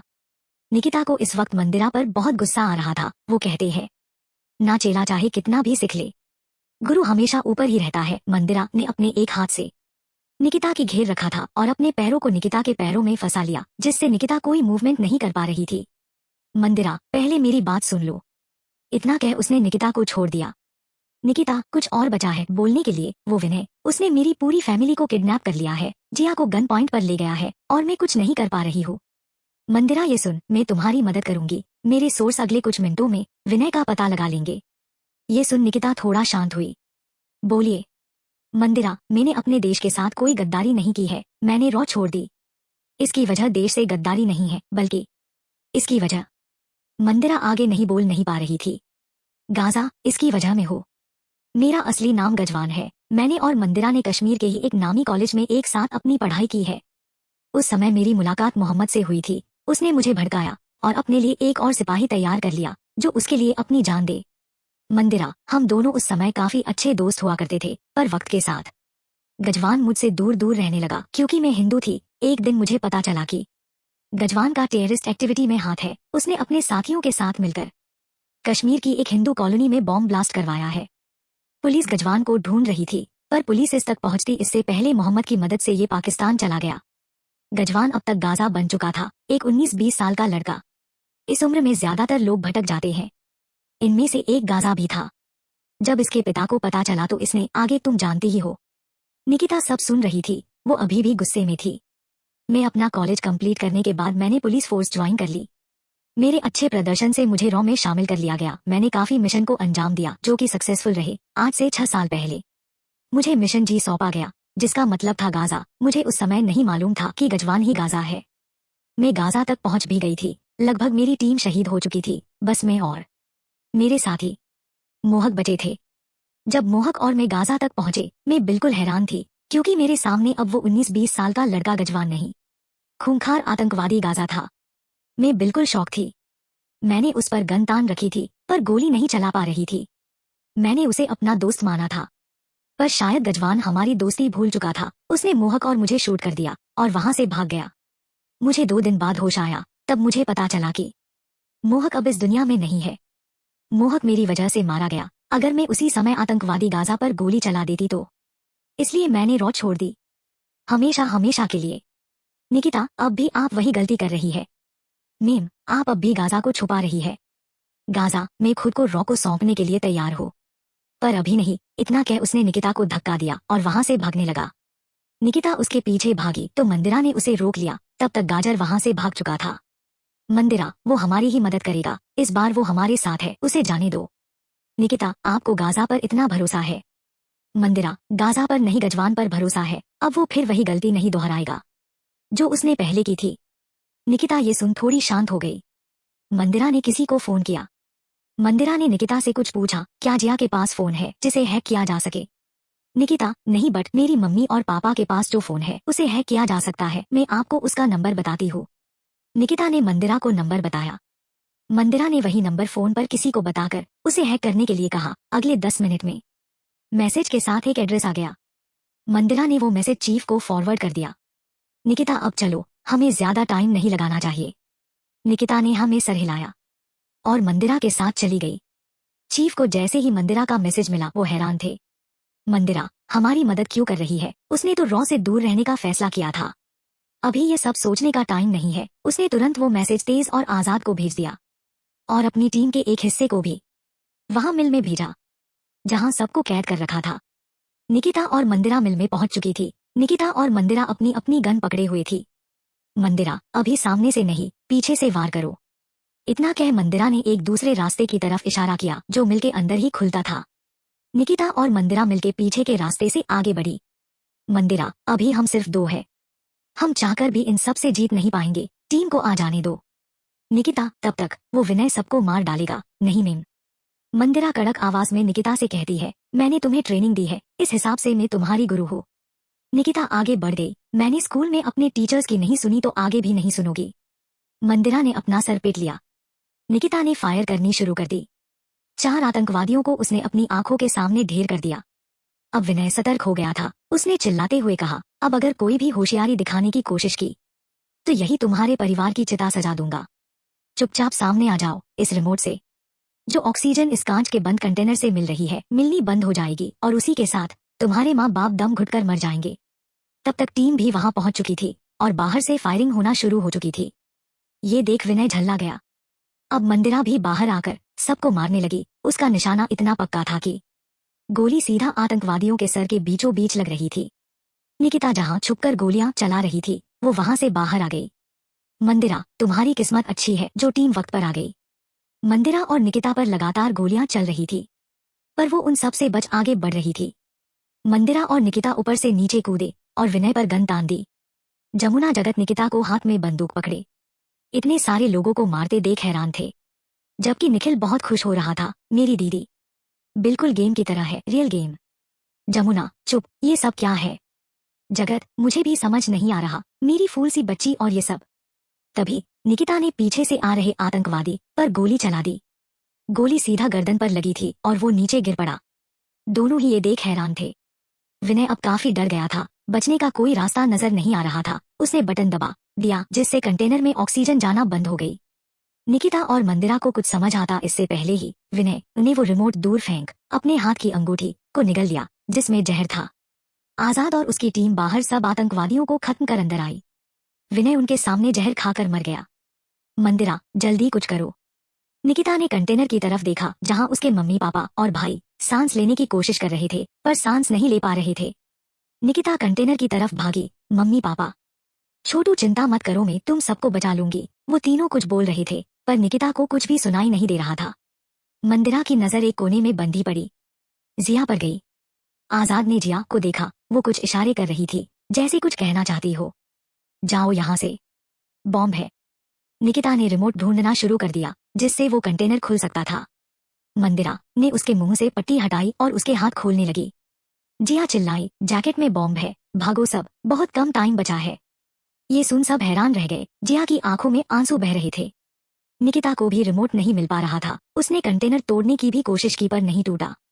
निखिल लगभग बेहोश हो चुका था। जगत और जमुना सांस लेने की जद्दोजहद में लगे हुए। हर एक बीतते पल के साथ टाइम बॉम्ब का टाइम भी खत्म हो रहा था। जमुना, जगत और निखिल की सांसें भी। अब आगे क्या होगा जानने के लिए अगले भाग का इंतजार करें। चैप्टर 34। हर बीतते पल के साथ टाइम बॉम्ब का टाइम खत्म होता जा रहा था। सिर्फ 5 मिनट बचे थे। निकिता हर जगह रिमोट ढूंढ रही थी। आखिरकार उसे एक पत्थर के पीछे पड़ा रिमोट दिख ही गया। वो रिमोट को लेने भागी और जल्दी से ग्रीन बटन दबा। बीच में एक बड़ा येलो बटन दबा दिया। ऐसा करते ही वो कंटेनर चारों तरफ से खुल गया। निखिल बेहोश हो चुका था। निकिता ने आगे बढ़ तीनों को खोला। जमुना ने जल्दी से निखिल को उठाया। मेरा बच्चा। जगत भी निखिल के पास आ गया। निकिता ने जिया की तरफ देखा। मंदिरा ने किसी तरह जैकेट निकाल ली थी पर बॉम्ब डिफ्यूज नहीं किया जा सकता था, इसलिए मंदिरा बॉम्ब वाली जैकेट ले बाहर की तरफ दौड़ पड़ी।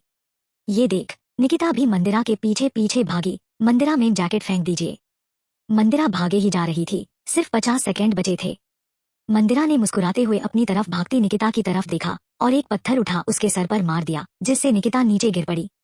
उसके सर से हल्का हल्का खून बहने लगा था। मंदिरा की आंखें नम हो चुकी थी। मुझे माफ कर दो। निकिता ने उठने की कोशिश की, तभी बॉम्ब फट गया निकिता के सामने। निकिता बिल्कुल शॉक हो चुकी थी। तभी आजाद और बाकी सब भी वहां आ गए। निखिल को अब तक होश आ चुका था। जमुना और जगत ये सब देख हैरान भी थे, परेशान भी। आजाद ने निकिता के कंधे पर हाथ रखा। अभी वक्त नहीं है, ये जो भी हुआ नहीं होना चाहिए था। पर मंदिरा ने जो इस देश के लिए बलिदान दिया है वो खाली नहीं जाना चाहिए। निकिता कुछ भी बोलने की हालत में नहीं थी। मंदिरा का शरीर कई टुकड़ों में कट इधर उधर गिर गया था।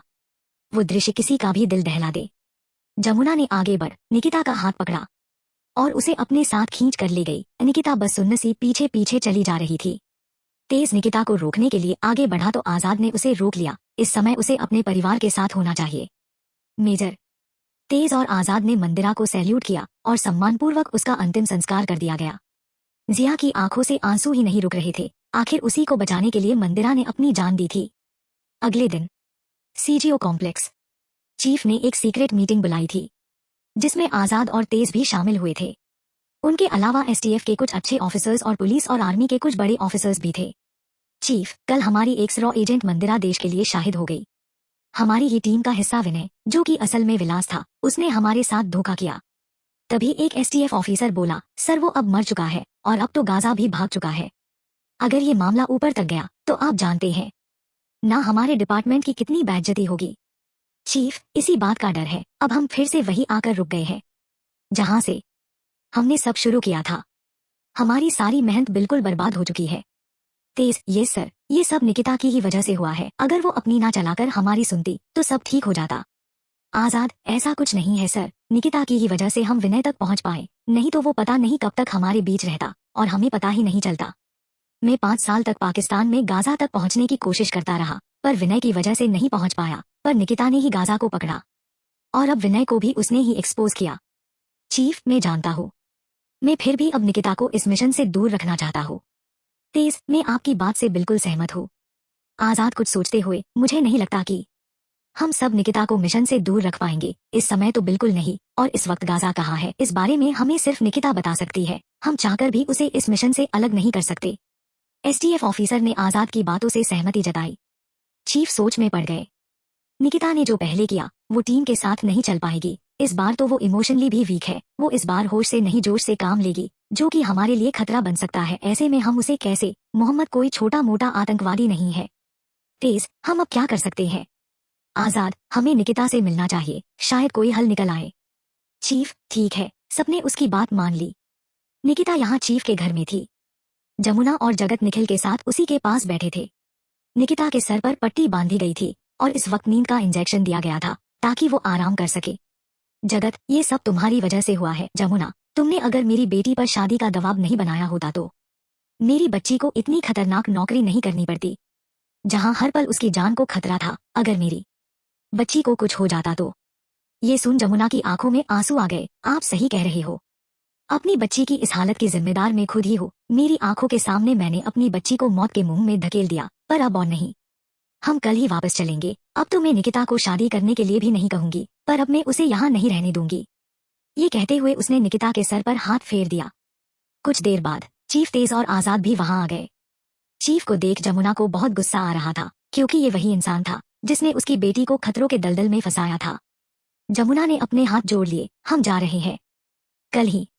आपका धन्यवाद जो आपने आज का दिन अपने घर में रखा। जगत ने उसे रोक लिया। चीफ ने एक लंबी सांस ली। मैं समझता हूँ आप पर क्या बीत रही है। जमुना, आप नहीं समझ सकते हैं, आपका कोई बच्चा नहीं है ना, इसलिए। ये सुन चीफ की आंखें नम हो गई। उसने एक तस्वीर की तरफ इशारा किया। मेरे भी बच्चे हैं, अरहान और रानिया। आजाद की आंखें नम हो चुकी थी। सबने हैरानी से उस तस्वीर की तरफ देखा जिसने एक लड़की और एक लड़का चीफ के गले में हाथ डाले खड़े थे। उस तस्वीर में चीफ काफी खुश नजर आ रहे थे। चीफ नाम आंखों से उस फोटो के करीब गए। मेरे दोनों बच्चे अब इस दुनिया में नहीं है, इनकी माँ तो मुझे बहुत पहले ही छोड़कर चली गई थी, तब से ये दोनों मेरे जीने का सहारा थे। चीफ जमुना की तरफ मुड़े। मेरे बच्चे शहीद हुए हैं अपने देश के लिए, मुझे गर्व है इन पर। आजाद, मेरे दो अच्छे दोस्त अरहान और मैंने एक साथ ही रॉ ज्वाइन की थी। आन्या पहले से ही रॉ में थी, हमारी सीनियर और हमारी टीम की लीडर भी। मेरा पहला मिशन अरहान और आन्या के लिए आखिरी मिशन बनकर रह गया। हमारा वो मिशन सिर्फ अरहान और आन्या की ही वजह से ही सक्सेसफुल रहा और हमने उन दोनों को ही खो दिया। मैं आज भी वो दिन नहीं भूल सकता जब इन दोनों ने मुझे बचाते हुए अपने सीने पर गोली खाई थी, पर फिर भी अंत तक लड़े थे और मैं इन दोनों को नहीं बचा पाया। ये कहते हर आजाद की आंखों में आंसू आ गए। आजाद ने अपने आंसू साफ कर लिए और फिर जमुना की तरफ देखकर बोला, आंटी, मैं नहीं जानता कि आप क्या सोचती है, पर मैं इतना कह सकता हूँ कि मैं अपनी जान दे दूंगा, पर निकिता को कुछ नहीं होने दूंगा। जमुना, नहीं, मुझे मेरी बेटी चाहिए, कोई देशभक्त ऑफिसर नहीं। जगत, मैं अपनी बेटी को साथ लेकर जाऊंगा। तेज, ये फैसला हम निकिता पर छोड़ देते हैं, वो क्या चाहती है वही होगा। कुछ देर बाद निकिता को होश आया। उसने तुरंत अपनी आंखें बंद कर ली। उसे अभी भी वही बॉम्ब ब्लास्ट याद आ रहा था, पर जब चीफ और जमुना की आवाज सुनी तो उसने धीरे से अपनी आंखें खोली। जमुना ने निकिता को गले से लगा लिया। निकिता रोने लगी। माँ, मैं मंदिरा मेम को नहीं बचा पाई, ये सब मेरी ही वजह से हुआ है। जमुना, कुछ नहीं हुआ तेरी वजह से, क्यों खुद को दोष दे रही है? चल घर हमारे साथ, अब तुझे ये सब करने की कोई जरूरत नहीं है। तेज, चीफ और आजाद निकिता को आंस भरी नजरों से देख रहे थे। निकिता ने ना में सर हिला दिया। ये देख जमुना और जगत हैरान रह गए। जमुना गुस्से में, क्यों मरना चाहती है यहाँ रहकर? जगत, बेटा मान जा, घर चल। निकिता, नहीं माँ, मंदिरा मेम ने जिस मिशन के लिए अपनी जान दी है, मैं मरने के डर से उस मिशन को भूल आपके साथ नहीं आ सकती। जमुना, तेरे लिए ये मिशन जरूरी है, तेरे माँ बाप जरूरी नहीं है। निकिता ने जमुना का हाथ पकड़ लिया। नहीं माँ, आप ही चाहती थी ना आपकी बेटी कुछ बड़ा करे, अब जब कर रही है तो क्यों रोक रही है आप? जमुना, बेटा मैंने तुझे अपनी जान को खतरे में डालने के लिए नहीं कहा था। जगत भी अब गुस्से में आ चुका था। तू चाहती क्या है? तूने हमारे लाड प्यार का गलत फायदा उठाया है, अपने ही मर बाप से झूठ बोला, फिर भी एक आखिरी मौका दे रहा हो। परिवार और देश में से किसी एक को चुन लो। निकिता, पापा, अगर देश ही नहीं रहा तो हमारा परिवार ऐसे ही नहीं बच पाएगा। आपको क्या लगता है आतंकवादी हमले होने बंद हो जाएंगे? रोज कितने ही लोग मारे जाते हैं, कितने ही परिवार खत्म कर दिए उन आतंकवादियों ने। आप सिर्फ अपने परिवार के बारे में सोच रहे हैं, जबकि मैं देश में रह रहे लाखों करोड़ों लोगों के बारे में। निखिल, मान जाइए ना पापा, दीदी कितना अच्छा काम कर रही है। निकिता, सरहद पर तैनात जवानों को आप सैल्यूट करते हैं, पर अपने घर में आप अपने ही बच्चों को सरहद पर भेजने से डरते हैं। जगत, ऐसा कुछ नहीं है। निकिता, ऐसा ही है पापा। फिर आप मुझे क्यों रोक रहे हैं? जगत ने ये सुना तो निखिल और जमुना का हाथ पकड़ लिया। हम जा रहे हैं, तुम्हारा इंतजार करेंगे। अगर तुम नहीं आई तो मान लेंगे कि शायद हमारी बेटी अब शाहिद हो गई है, पर याद रखना, मैं तुम्हारी नाते मान रहा हूँ। तो तुम हमें बिल्कुल ही भूल जाओ। इस देश के लिए मैं अपनी बेटी बलिदान कर रहा हूँ। अब तुम पर है, तुम्हें अपना जीवन अपने देश को देना है, अगर नहीं तो वापस घर लौट आना। इतना कह जगत वहां से चला गया। निकिता की आंखों में आंसू आ गए, पर अगले ही पल उसने अपने आंसू पोंछ लिए। मुझे लैपटॉप मिल सकता है, मैंने गाजा के कपड़ों में ट्रांसमीटर लगाया था, अगर वो अभी भी होगा तो उसके बारे में पता चल जाएगा। ये सुन पहले तो तीनों हैरान हुए, फिर तीनों ही मुस्कुरा दिए। चीफ ने निकिता को अपना लैपटॉप दिया। निकिता ने एक डिवाइस नुमा चिप को लैपटॉप के अंदर इंसर्ट किया। अब ये उस ट्रांसमीटर से कनेक्टेड हो गई है। निकिता ने लैपटॉप में कुछ बटन दबाए, इसी के साथ एक मैप खुल गया जो कि कश्मीर का बता रहा था। निकिता ने उन तीनों की तरफ देखा। गाजा कश्मीर में है। Chief, well done Nikita. तेज, पर तुम हमारे साथ नहीं जा रही हो। कश्मीर सिर्फ 2 लोग जा रहे हैं, कैप्टन और मैं। निकिता ये सुन हैरान रह गई। उसे ऐसा लग रहा था जैसे उसकी आंखों के सामने से उसकी मेहनत को कोई और छीन रहा है। उसे अब बहुत गुस्सा भी आ रहा था। अब क्या करेगी निकिता? चैप्टर 35। तेज ने हो बोला। उसे सुन निकिता काफी गुस्से में थी। आजाद और चीफ इस बारे में निकिता से बात करने आए थे, पर तेज कहाँ चुप रहता, उसने पहले ही बोल दिया। निकिता ने चीफ की तरफ देखा। चीफ इधर उधर देखने लगे। क्या आप सब मुझे टीम से निकाल रहे हो? आजाद, ऐसा नहीं है निकिता, हमारी बाकी की टीम भी तो यही है, सिर्फ हम 2 ही जा रहे हैं। निकिता ने आजाद को घूरा। मुझे पता ही था मेरे साथ यही सब होने वाला है। चीफ, शौर्य और शिवानी भी तुम्हारी तरह ही नाराज हुए थे, पर समझाने पर मान गए। तुम भी हमारी बात समझने की कोशिश करो। तेज, हाँ, सिर्फ लीडर और मैं ही जा रहे हैं, अभी हमें इतने ऑफिसर्स की जरूरत नहीं है। आजाद, तुम अभी आराम करो, हम दोनों कश्मीर जाएंगे। ये पहुंच तो जाएंगे, पर गाजा इन्हें कुछ भी ना बताने वाला। वो इस बार इतनी आसानी से इनके हाथ आ जाएगा और इन्हें मोहम्मद के बारे में बता भी देगा। वो खुद मोहम्मद से बदला लेना चाहता है। अभी तो वो खुद मोहम्मद तक पहुंचने की कोशिश में लगा होगा। अब अगर ये लोग मुझे साथ नहीं ले जा रहे तो मैं भी इनकी हेल्प करूँ। निकिता मन ही मन सोच रही थी कि वो अब आजाद और तेज की हेल्प नहीं करेगी। निकिता बेड से उठ गई। उसने वो चिप निकाल ली। अब ढूंढ लो खुद, और मैं जा रही हूँ। अगर मेरी इस टीम में कोई जगह नहीं तो मैं खुद यहाँ नहीं रहूंगी। आजाद, पागल हो गई हो क्या? हर बात का उल्टा मतलब क्यों निकालती हो? हम ऐसा कुछ नहीं सोच रहे हैं। चीफ, हाँ, ऐसा कुछ नहीं है, तुम इस टीम की हिस्सा थी हो और रहोगी। तेज, तुम्हें हमारी हेल्प करनी चाहिए, ना कि ये जिद्दा। हर मिशन तुम्हारे लिए नहीं बना है। निकिता ये सब सुन, मैं कोई पागल नहीं हूँ। अगर आप लोग जो कह रहे हैं वो सही है तो मुझसे सारी इन्फॉर्मेशन लेकर मुझे ही इस मिशन से हटाया जा रहा है। और निकिता ने तेज की तरफ देखा। बाकी मिशन का मुझे नहीं पता, पर ये मिशन सिर्फ मेरे लिए बना है। सच कहूँ तो तुम दोनों मेरे बिना गाजा तक नहीं पहुंच पाओगे। मैं चैलेंज देती हूँ, हिम्मत है तो कर लो एक्सेप्ट। चीफ, जिद मत करो, तुम्हारी इसी आदत की वजह से तुम्हें इस मिशन से अलग किया जा रहा है। अभी तुम्हें खुद को मेंटली स्ट्रांग बनाना होगा। तुम अभी इमोशनल होकर डिसीजन ले रही हो। तेज, तुम ऐसा नहीं कर सकती हो। तुम अच्छे से जानती हो गाजा तुमसे कनेक्टेड है, इस बात का फायदा मत उठाओ। निकिता, मैं आपकी बात सुन लेती अगर मंदिरा मैम जिंदा होती, पर वो आज हमारे बीच नहीं है। इसका कारण वो मोहम्मद है। मैं उस तक पहुंच कर रहूंगी, या सबके साथ या अकेले, अब फैसला आप सब पर है। आप क्या चाहते हैं? तेज और चीफ ये सुन सोच में पड़ गए, जबकि आजाद ने अपना डिसीजन सुना दिया। Challenge accepted. देखते हैं गाजा तक कौन पहले पहुंचता है। अब हम एक नहीं 2 टीम है। हम तुम्हारे बिना गाजा तक पहुंच के दिखाएंगे। शायद आजाद को निकिता की ये बात बिल्कुल पसंद नहीं आएगी। तुम मेरे बिना गाजा तक नहीं पहुंच सकते। अब निकिता हैरानी से आजाद को देख रही थी। तुम गलत समझ रहे हो मुझे, मेरा कहने का वो मतलब नहीं था। आजाद, तुम्हें क्या लगता तुम हमारे बिना कुछ भी कर सकती हो? मतलब तुम तो ग्रेट हो, हम क्या है तुम्हारे सामने? कभी कभी तो मुझे लगता है मैं नहीं, तुम इस टीम की लीडर हो। जितना तुम्हें समझने की कोशिश करूँ, जितना तुम्हारा साथ दूं, कोई फायदा नहीं। करना तुम्हें वही है जो तुम करना चाहती हो। निकिता, मैंने खुद को कभी सुपीरियर नहीं समझा। आजाद अब भी गुस्से में था। अच्छा, मैं इस टीम का लीडर हूँ, फिर भी गाजा को जेल से भगाने का फैसला तुमने अकेले ही ले लिया, एक बार भी पूछना जरूरी नहीं समझा? बोलो, एक बार भी पूछा? निकिता ने अपना सर नीचे झुका लिया। नहीं, पर बस मुझे जवाब मिल गया। हम एक टीम के तौर पर जा रहे हैं, फिर से विनय वाली गलती ना हो, इसलिए सिर्फ हम दो ही है इस टीम में। तुम साथ जाओगी तो करोगी तो अपना ही, जिससे हमारी टीम और हमारे बीच सिर्फ गलतफहमियां बढ़ेगी। इससे अच्छा है हम अलग अलग जाए, जो पहले पहुंचेगा वो ही इस मिशन को लीड करेगा। ये सुन सब आजाद की तरफ देखने लगे। तेज ने आजाद के सर पर हाथ रखा। आई थिंक आपको बुखार हो गया है। आपको पता है जो इस मिशन को लीड करेगा हमें उसी की ही सुननी पड़ेगी। आजाद, हाँ मेजर, मैं निकिता को ये चांस दे रहा हूँ, अब वो खुद इस टीम में अपनी जगह बनाएगी। आजाद ने चीफ की तरफ देखा। क्या आप इससे सहमत है चीफ? चीफ, मुझे इससे कोई प्रॉब्लम नहीं है। निकिता ने ये सुना तो कुछ पल के लिए तो कुछ सोच ही नहीं पाई, फिर बिना कुछ बोले वहां से चली गई। आजाद और तेज भी कुछ देर बाद चले गए। निकिता ने शौर्य, शिवानी और जिया से कांटेक्ट किया और उन्हें अपने साथ एक टीम बन चलने के लिए कहा। शौर्य, शिवानी और जिया तो यही चाहते थे, उन्होंने तुरंत हाँ कर दी। इधर तेज और आजाद एक साथ अपनी स्ट्रेटजी बना रहे थे। दूसरी तरफ बिना किसी स्ट्रेटजी के कश्मीर जाने की तैयारियां हो रही थी। कश्मीर में मोहम्मद तक पहुंचने के लिए एक बार फिर अपनी पहचान बदल दी थी, वैसे भी चेहरे बदलने में उसने महारत हासिल कर रखी थी। अगले दिन निकिता और आजाद एक साथ ही कश्मीर के लिए निकले, पर अलग अलग टीम में। निकिता और आजाद एक दूसरे के सामने थे, पर एक दूसरे को देखा तक नहीं।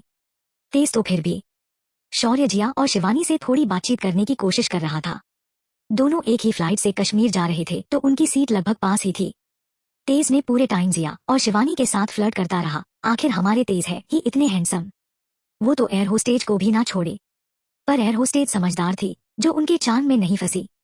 आजाद काफी देर से ये सब देख रहे थे। ये आप क्या कर रहे हैं मेजर? आपको ये सब शोभा नहीं देता। लीडर शोभा, क्या नाम ले लिया आपने? मेरे कॉलेज टाइम में जो गर्लफ्रेंड थी शोभा, बड़ी प्यारी थी, पर बाद में ब्रेकअप हो गया। क्यों, आपकी लाइफ में कभी कोई नहीं आई क्या? तेज ने फ्रैंक होते हुए कहा। आजाद, मेजर सच में मुझे समझ नहीं आता, कोई किसी लड़की के साथ, मतलब जिसे वो जानता भी ना हो, उसके साथ फ्लर्ट कैसे कर सकता है? तेज ने आजाद को घूरा। हम अब भी आपके सीनियर हैं लीडर, कहीं आप भूल तो नहीं गए? और रही बात हमारी, तो हमें लड़कियां बहुत पसंद है, उनके साथ फ्लर्ट करना अच्छा लगता है हमें।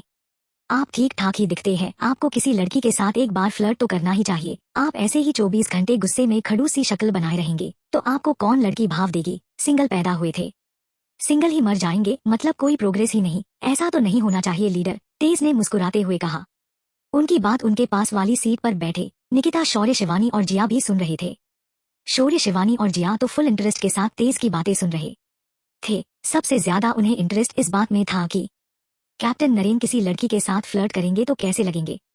निकिता भी उनकी बात सुनना चाहती थी, पर बीच बीच में ईगो आ जाता और वो अपना चेहरा फेर लेती। शिवानी, यस सर, हम देखना चाहते हैं कि आप फ्लर्ट भी कर सकते हैं। शौर्य और जिया ने भी हमने सर हिलाया। प्लीज प्लीज प्लीज प्लीज, तीनों ने एक साथ कहा। आजाद, ये कुछ ज्यादा नहीं हो रहा है, और तुम अब मेरी टीम में नहीं हो तो मैं तुम तीनों की कोई बात नहीं सुनने वाला। तीनों उदास हो गए। निकिता, तुम गलत तरीके से मेरी बात ले रहे हो, ये सही नहीं है। माना कि अब हम दो टीम में बढ़ गए हैं, इसका मतलब ये तो नहीं है हमारे सारे रिश्ते टूट गए हैं, हम दोस्त हैं। तेज, वही तो मैं तो कब से आजाद को समझाने की कोशिश कर रहा हूँ। आजाद, हमारी स्ट्रेटजी तुम्हारी टीम में लीक ना हो, इसलिए हम आपस में कोई लिंक ना रखे, यही बेहतर है। निकिता ये सुन नर्वस हो गई। स्ट्रेटजी? हमने कोई स्ट्रेटजी नहीं बनाई, कहीं ये दोनों हमसे पहले पहुंच गए तो मुझे इस टीम से निकाल देंगे। ऐसा नहीं हो सकता। जब तक फ्लाइट लैंड नहीं हो गई, जब तक वो इसी बारे में सोचती रही। स्ट्रेटजी कैसे बनाते हैं, क्या करना है मुझे आगे? निकिता को कुछ भी समझ नहीं आ रहा था। शौर्य और तेज ने यहाँ होटल्स बुक किए थे, वो सब यहाँ टूरिस्ट बनकर आए थे ताकि सबके बीच आराम से रह सके और उन्हें कोई प्रॉब्लम भी ना हो। अफसोस ये था कि होटल अलग अलग थे, मतलब आपस में अब कोई लिंक नहीं, कोई बात नहीं, कुछ नहीं, बस एक रेस थी कि पहले गाजा तक पहुंच कौन मिशन को लीड करेगा। जबकि इस बात से अनजान गाजा कश्मीर से निकलने की तैयारी में था, जिसके लिए उसने नकली पासपोर्ट, नकली पहचान भी बनानी शुरू कर दी थी। और अगले 2 दिन में गाजा सरफराज हुसैन, जो कि पेशे से एक गायक था, जो कि अब मर चुका है, कुछ दिन पहले रोड एक्सीडेंट में, पर अभी तक ये न्यूज लोगों तक नहीं पहुंची है। इसी बात का फायदा उठा उसने सरफराज हुसैन का चेहरा बना पहन लिया और अब 2 दिन बाद वो यहाँ से निकलने वाला था। मतलब दोनों टीम के पास सिर्फ 2 दिन का टाइम था। अगर वो इस समय में गाजा तक पहुंच गए तो उन्हें मोहम्मद के बारे में पता चल जाएगा, नहीं तो इसी तरह कश्मीर की वादियों में गाजा को ढूंढते रह जाएंगे। अब तक तो गाजा ने वो कपड़े भी उतार कर फेंक दिए थे जिसमें निकिता ने ट्रांसमीटर लगाया था। ऐसे में निकिता कैसे पहुंचेगी गाजा तक? निकिता जानती थी कि गाजा मोहम्मद तक पहुंच उसे मारने ही वाला है। उसके बाद गाजा खुद को रॉ को सौंपने वाला था। निकिता को गाजा पर बिल्कुल भरोसा नहीं था, पर मंदिरा ने जिस भरोसे के साथ गाजा का साथ दिया था उसी भरोसे पर बिलीव कर निकिता गाजा को ढूंढने से ज्यादा गाजा से किसी तरह मोहम्मद का पता निकलवाना चाहती थी, ताकि वो मोहम्मद को उसके किए की सजा खुद अपने हाथों से दे सके। जबकि आजाद की स्ट्रेटजी के हिसाब से गाजा से मोहम्मद का पता निकलवाने के बाद उसे वही मार दिया जाए, क्योंकि आजाद नहीं चाहता था कि इस बार गाजा भागे। एक तरह से आजाद गाजा से अरहान और आन्या की मौत का बदला भी लेना चाहता था। अब ये देखना था कि किसकी इच्छा पूरी होती है, राहिसा रीना। वैसे मुझे इन तीनों में से किसी की इच्छा पूरी नहीं करनी है। इस वक्त मेरा दिमाग बहुत खराब चल रहा है। मेरा मन निकिता, आजाद और गाजा को खाई में फेंकने का कर रहा है। इन तीनों ने मेरा दिमाग खराब कर दिया है। लेट कहानी देने के लिए माफी चाहती हूँ। मैं ऐसा जानबूझकर नहीं करती, हो जाता है, कभी कोई काम आ जाता है। आज लेट होने के दो कारण थे, पहला तो घर का काम और दूसरा रिश्तेदार का कॉल। सच में सब रिश्तेदार बातों का खजाना लेकर पैदा होते हैं। इन लोगों को भी बात करने के लिए मेरे ही फोन पर कॉल करना होता है। सच में हमारे घर पर सबके पास फोन है, पर एक में ही हूँ जो इनके फोन नहीं काट पाती। फिर एक एक घंटे मुझे सबको फोन पर बात करवानी पड़ती है। अब तो किसी रिश्तेदार का फोन उठाने से पहले 100 बार सोचना पड़ता है।